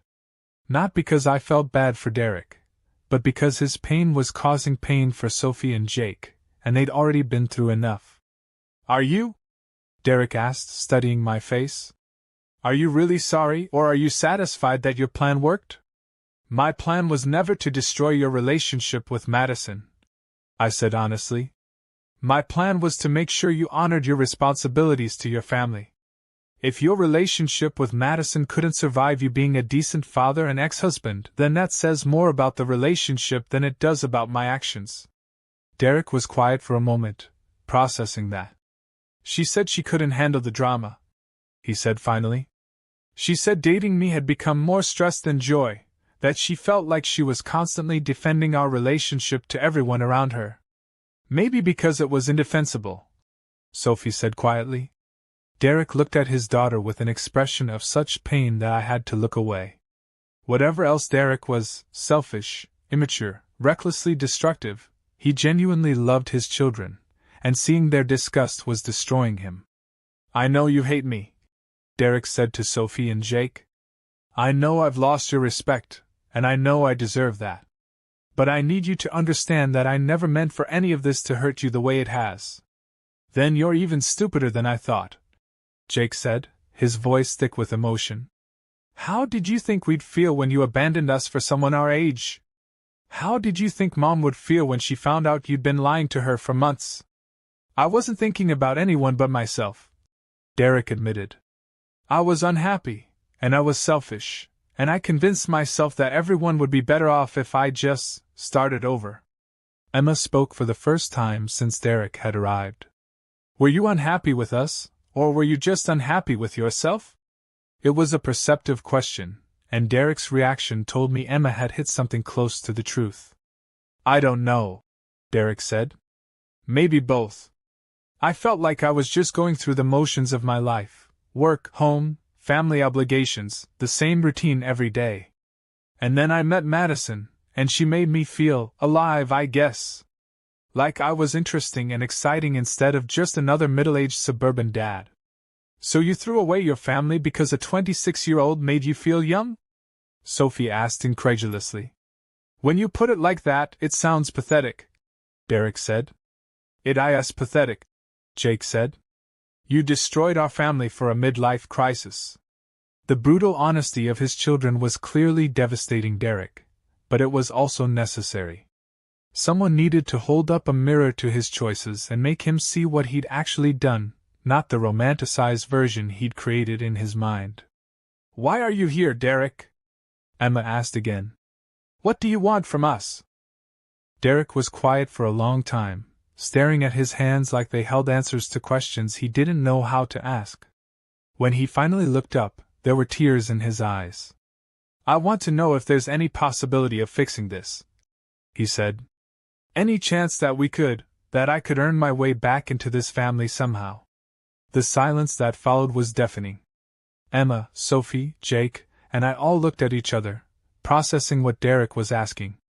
He wasn't just asking for forgiveness, he was asking for a complete reset, a chance to undo months of betrayal and return to the life he'd thrown away. Emma was the one who answered him, and her voice was gentler than I'd expected.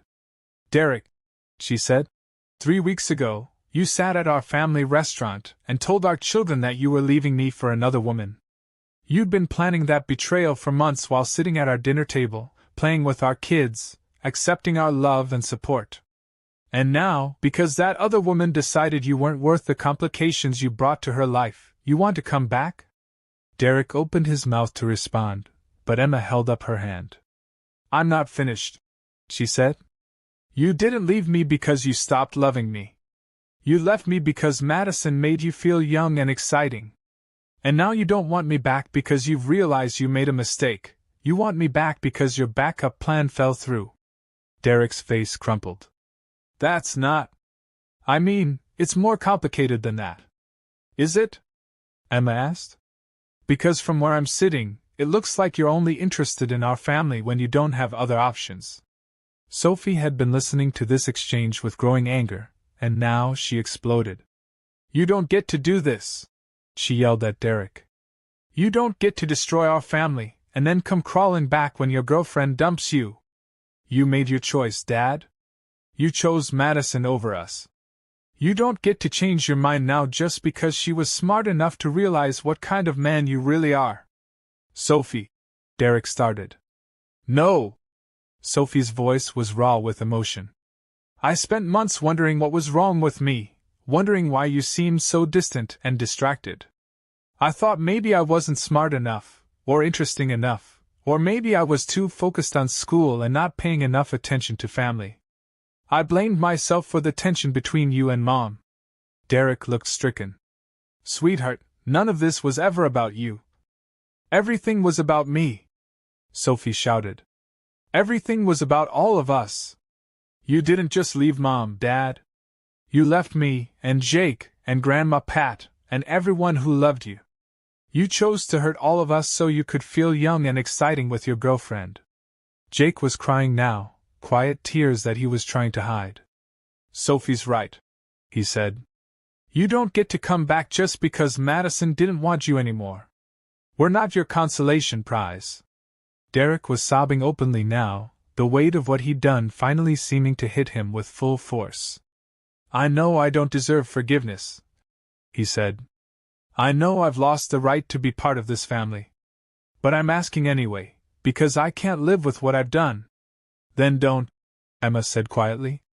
Derek looked up at her, hope flickering in his eyes. Don't live with what you've done, Emma continued. Live with what you're going to do differently from now on. Be the father Sophie and Jake deserve, even if they don't want a relationship with you right now. Honor your commitments to them and to me, not because I'm watching and will expose you if you don't, but because it's the right thing to do. Emma stood up from her chair in my garden, smoothing down her dress with hands that were steadier than I'd seen them in weeks. We're getting divorced, Derek, she said. That's not changing. Too much has been broken for us to put it back together, and honestly, I don't want to try. But you're still Sophie and Jake's father, and that relationship is theirs to define, not mine. She looked at her children with fierce protective love. If you want to work on rebuilding your relationship with your dad, I'll support that. If you decide you're not ready for that, or that you don't want that at all, I'll support that too. This is your choice to make. Sophie wiped her eyes and looked directly at Derek. I don't forgive you, she said. I don't know if I ever will. But I'm willing to go to therapy and see if we can figure out some way to have a relationship that doesn't hurt me anymore. Jake was quiet for a long time before speaking. I want my dad back, he said finally. But I don't want the dad who lied to us and cheated on Mom and chose someone else over our family. If you can figure out how to be the dad you were before all this happened, maybe we can figure something out. Derek looked at his children with such gratitude and pain that I had to turn away again. He was finally beginning to understand the true cost of his choices, not just the loss of Madison, or the professional consequences, or even the end of his marriage, but the fundamental damage he'd done to the relationships that had defined his identity as a man. I'll do whatever it takes, Derek said. However long it takes. It might take years, Sophie warned him. It might never happen at all. I know, Derek said. But I have to try. After Derek left, we sat in my garden watching the sun set over the neighborhood I'd called home for 3 decades. Emma, Sophie, Jake, and I, what remained of our family after Derek's betrayal, but also what had always been the strongest foundation of our lives together. "Do you think he means it this time?" Jake asked quietly. "I think he means it right now," I said. "Whether he'll still mean it next month, or next year, when the work of rebuilding gets hard and unglamorous, remains to be seen." "What do you think, Mom?" Sophie asked Emma. Emma was quiet for a moment. "I think your father is capable of being a good man," she said finally. "I think he lost his way for a while, and I think he's finally starting to understand the consequences of the choices he made. Whether that's enough to make him the father you deserve, I guess we'll find out." The sun was almost gone now, painting the sky in shades of orange and pink that reminded me of the sunsets Joe and I used to watch from this same garden. He would have handled all of this better than I had, I thought. He would have found a way to hold Derek accountable without being quite so ruthless about it. But Joe wasn't here to protect our family anymore. That responsibility had fallen to me, and I'd done what I thought was necessary to make sure Emma, Sophie, and Jake had the security and support they needed to heal from Derek's betrayal. "I'm proud of all of you," I said, looking at the three most important people in my life. "For how you've handled this, for how you've supported each other, for the strength you've shown in the face of something that could have destroyed you. We learn from the best," Emma said, squeezing my hand. As we headed inside for dinner, I found myself thinking about Derek's question from earlier. Was I satisfied that my plan had worked?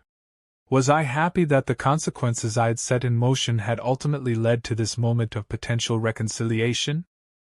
The truth was more complicated than Derek probably realized. I wasn't satisfied. Satisfaction implied that justice had been fully served, and the damage Derek had done to his children would take years to fully heal, if it ever did. But I was content, I suppose. Content that actions had led to consequences, that choices had led to accountability, and that the people I loved were now protected and supported in ways they hadn't been before. Derek might never fully repair the relationships he damaged, but at least now he understood the true cost of his betrayal. And Emma, Sophie, and Jake were free to heal and move forward with their lives, knowing that they had each other, and that they deserved better than the treatment Derek had given them. Sometimes that's the best kind of justice you can hope for, not perfect healing, but the foundation for it. Not complete forgiveness, but the possibility of it. Not revenge, but consequences that lead to growth and change. And sometimes, when you're 72 years old and you've lost the love of your life and you're watching your family struggle through pain you can't fix, that has to be enough. 6 months later, I was sitting in the same garden where Derek had broken down and begged for another chance, but the world felt completely different. Fall was painting the leaves in brilliant reds and golds, Sophie was thriving in her first semester at Northwestern, and Emma had started dating a kind, patient man named David who made her laugh in ways I hadn't heard in years. Derek had kept his word, mostly. The financial support had been consistent and generous. Sophie's tuition, room, and board were fully covered, with enough left over for books, living expenses, and the kind of college experience Derek never would have been able to afford when he was her age. Jake's college fund was growing steadily, invested in conservative portfolios that would ensure his education was secure regardless of what happened to Derek's career. The therapy sessions had been harder to maintain. Both Sophie and Jake had gone through periods where they didn't want to see their father, where the work of rebuilding trust felt too difficult and painful to continue. But Derek had been persistent without being pushy, patient when they needed space, and present when they were ready to engage. It wasn't forgiveness, not yet, and maybe never completely. But it was progress, slow and sometimes frustrating progress that looked more like real healing than the quick fixes Derek had probably hoped for. The professional consequences had been more lasting than any of us had anticipated. Derek's affair with Madison might have ended, but the damage to his reputation at Mercy General had been permanent. He'd ultimately been forced to take a position at a smaller hospital across town, a lateral move that came with less prestige, lower pay, and the constant reminder that actions have long-term consequences. Madison had left town entirely, taking a job in Chicago that allowed her to start fresh somewhere that didn't constantly remind her of the drama she'd been involved in.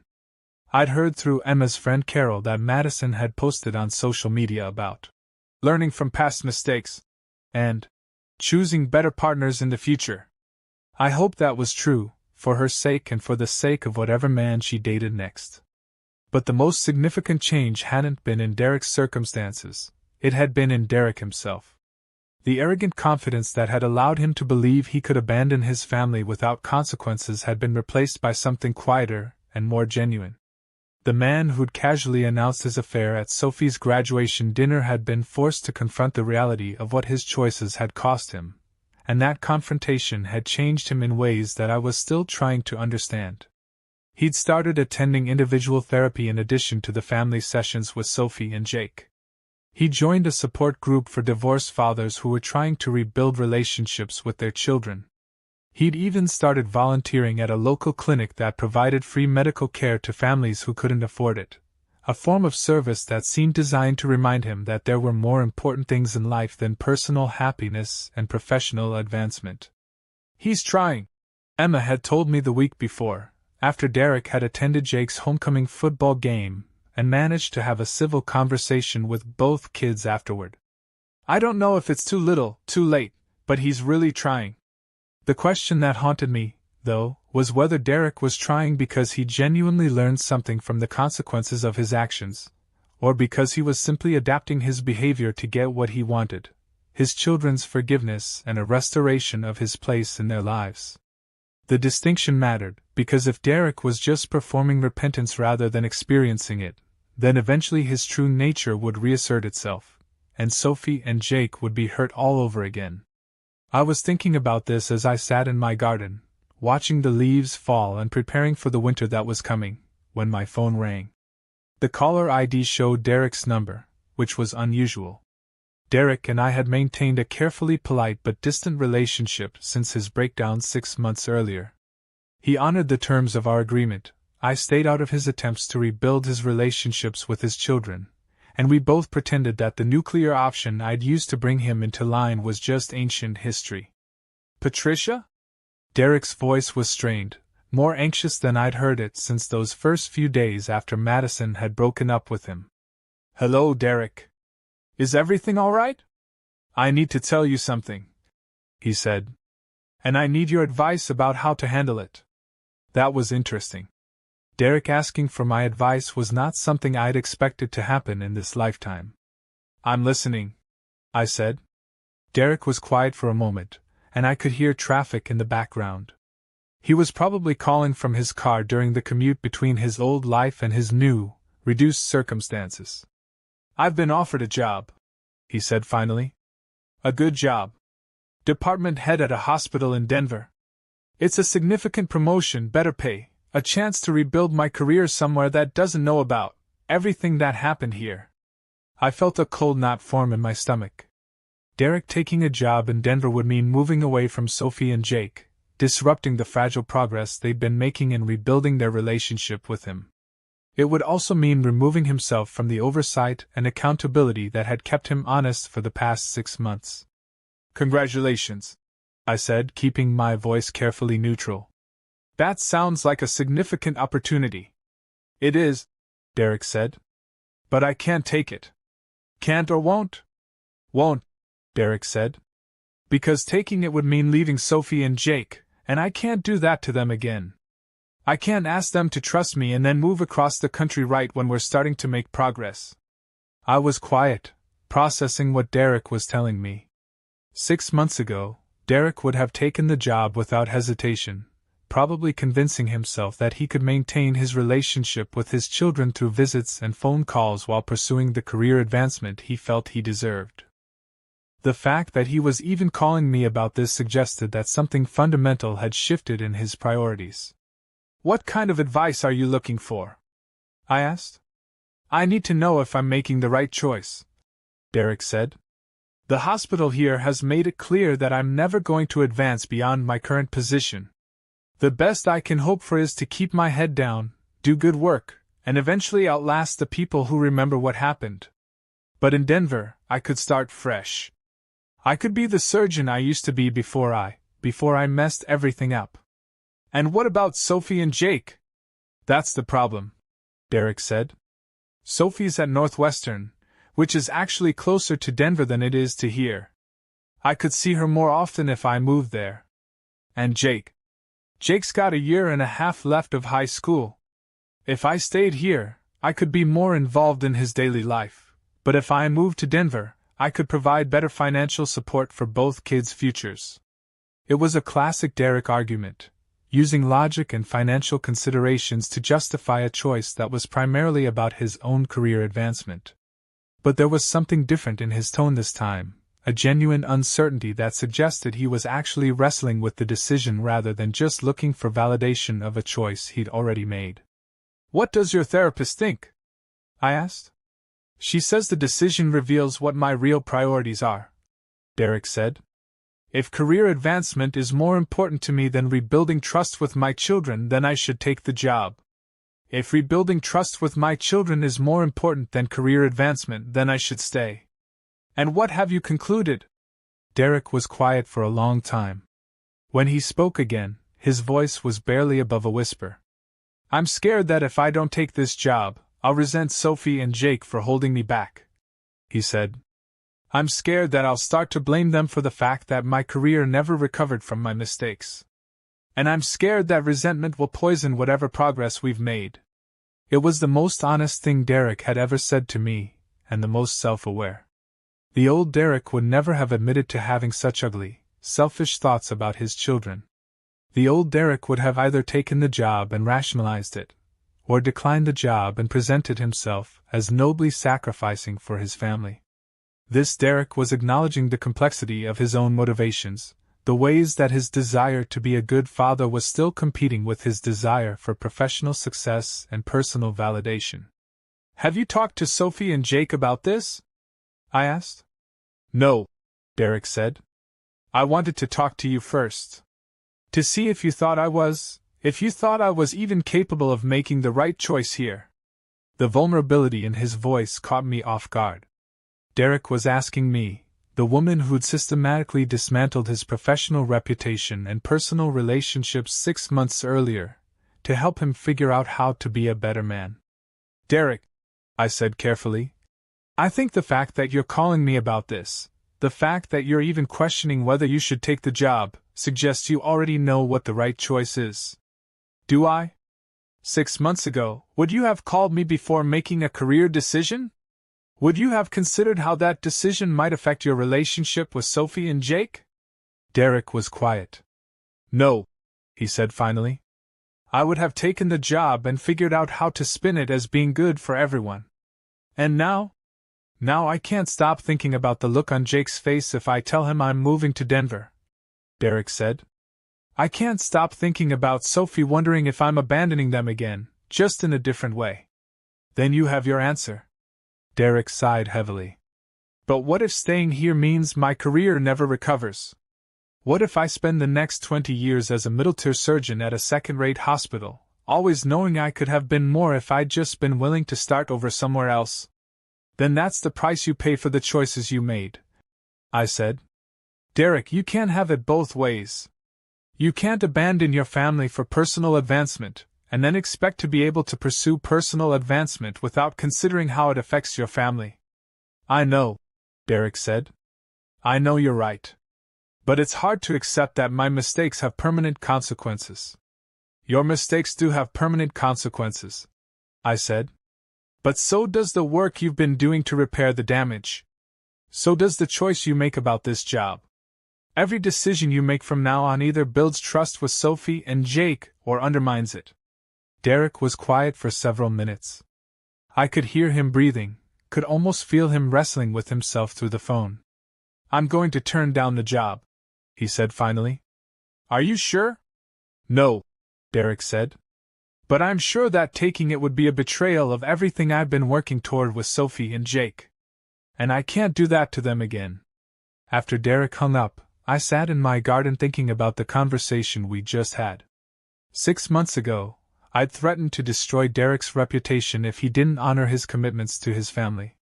I'd used fear and consequences to force him into behaving like a decent father and ex-husband. But this phone call suggested that something deeper had happened during those 6 months. Derek wasn't declining the Denver job because he was afraid of what I might do if he took it. He was declining it because he'd finally internalized the understanding that his children's well-being was more important than his career ambitions. That didn't mean Derek had been magically transformed into a perfect person. He'd been honest about his fears of resenting Sophie and Jake if his career stagnated, and that honesty was both disturbing and encouraging. At least he was aware of his own capacity for selfishness, which meant he could guard against it. But for the first time since this whole nightmare began, I found myself believing that Derek might actually be capable of becoming the father Sophie and Jake deserved, not the father he'd been before the affair, but a better version of himself, one who'd been forced to confront his own weaknesses and learn from them. 2 weeks later, Derek called a family meeting. Not at my house this time, but at Emma's, in the living room where Sophie and Jake had grown up, surrounded by family photos and memories of the life they'd all shared before Derek's betrayal shattered everything. Emma had invited me to be there, partly for moral support and partly because my role in holding Derek accountable had made me an unofficial mediator in family disputes. I sat in Joe's old recliner, watching Derek face his children with the kind of nervous energy he usually reserved for complicated surgeries. "I wanted to tell you both about something that happened at work," Derek began, his hands clasped tightly in his lap. "I was offered a job in Denver. Department head at Presbyterian St. Joseph Hospital. It would have been a significant promotion, better pay, a chance to advance my career in ways that probably aren't possible here anymore." Sophie's face went carefully blank, the way it did when she was trying to protect herself from disappointment. Jake looked stricken, like he'd been expecting this conversation but dreading it anyway. "I turned it down," Derek continued quickly. "I turned it down because being your father is more important to me than advancing my career. Because I can't ask you to trust me and then move across the country right when we're starting to make progress." Sophie studied her father's face with the intensity of someone trying to determine if she was being lied to. "You really turned it down?" "I really turned it down." "Why?" Jake asked. "I mean, why didn't you take it? It sounds like it would have been good for you." Derek looked at his son with an expression of such love and regret that I had to look away. "Because you're more important than what's good for me," he said. "Because I spent too many years prioritizing my own happiness over yours, and I can't do that anymore." "But what if you regret it?" Sophie asked. "What if you end up resenting us for holding back your career?" It was a perceptive question, and exactly the fear Derek had expressed to me during our phone conversation. Derek looked uncomfortable being asked about it so directly, but he answered honestly. "I might," he said. "I hope I won't, but I might. And if that happens, it'll be my responsibility to deal with those feelings in therapy, not to take them out on you. You didn't ask me to make this choice. I made it because I believe it's the right thing to do." Emma had been quiet during this exchange, but now she spoke up. "Derek, what happens if they offer you something similar in a few years? What happens when Jake graduates and goes to college, and there are fewer day-to-day reasons to stay local?" Derek was quiet for a moment, considering the question. "I don't know," he said finally. "I guess we'll cross that bridge when we come to it. But I hope that by then, Sophie and Jake will trust me enough to be part of that conversation, to help me think through how to balance my career goals with our relationship." "You mean you'd actually ask us what we thought before making a decision that affected us?" Jake asked, and there was a hint of his old sarcasm in the question. "Yes," Derek said. "I mean I'd actually ask you what you thought." Sophie was crying now, quiet tears that she wasn't trying to hide. "I didn't think you'd ever put us first again," she said. "After everything that happened with Madison, I thought we'd always be secondary to whatever made you happy."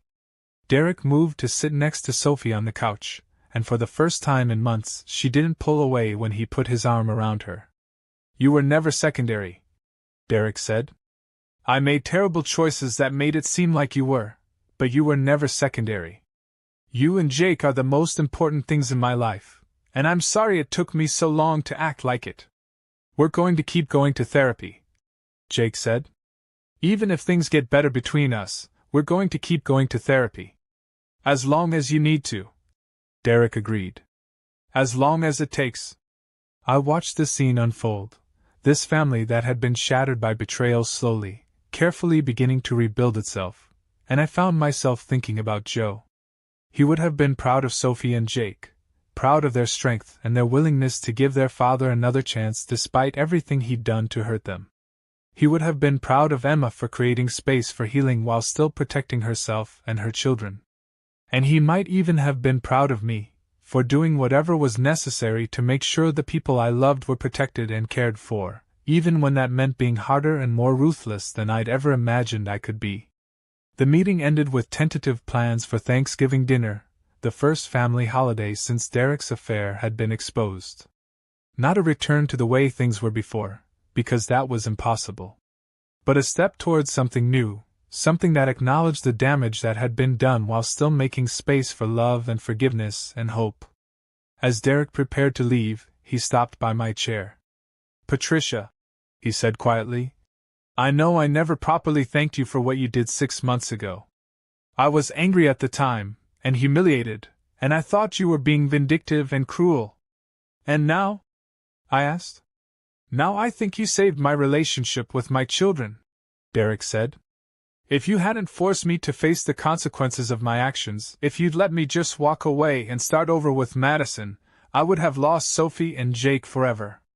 You saved your relationship with your children," I corrected him. "I just made sure you understood what was at stake if you didn't." Derek nodded, accepting the correction. "Thank you," he said, "for making me understand."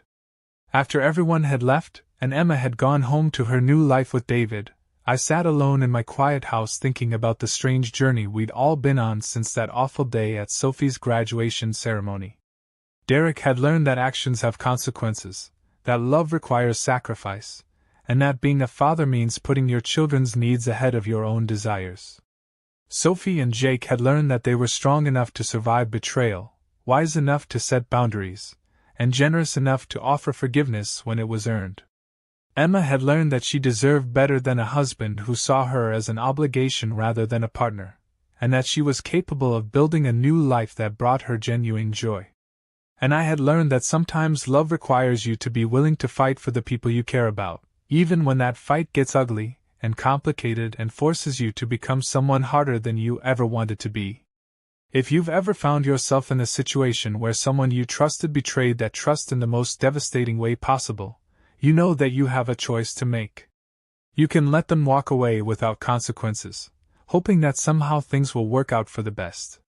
Or you can make sure they understand the true cost of their actions, even if that means becoming someone they'll never forgive you for being. I chose to fight.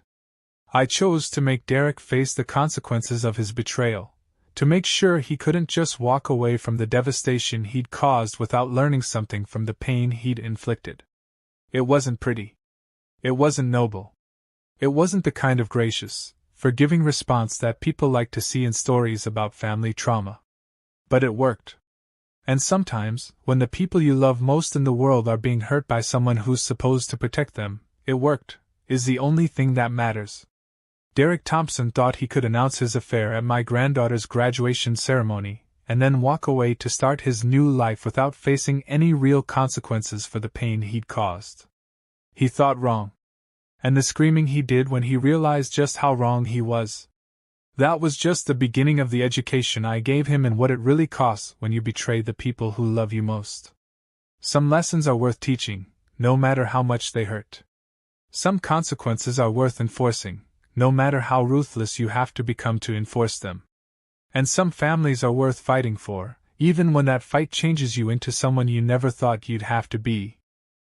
If this story resonated with you, if you've ever had to fight for your family or hold someone accountable for their betrayal, I want to hear about it in the comments below.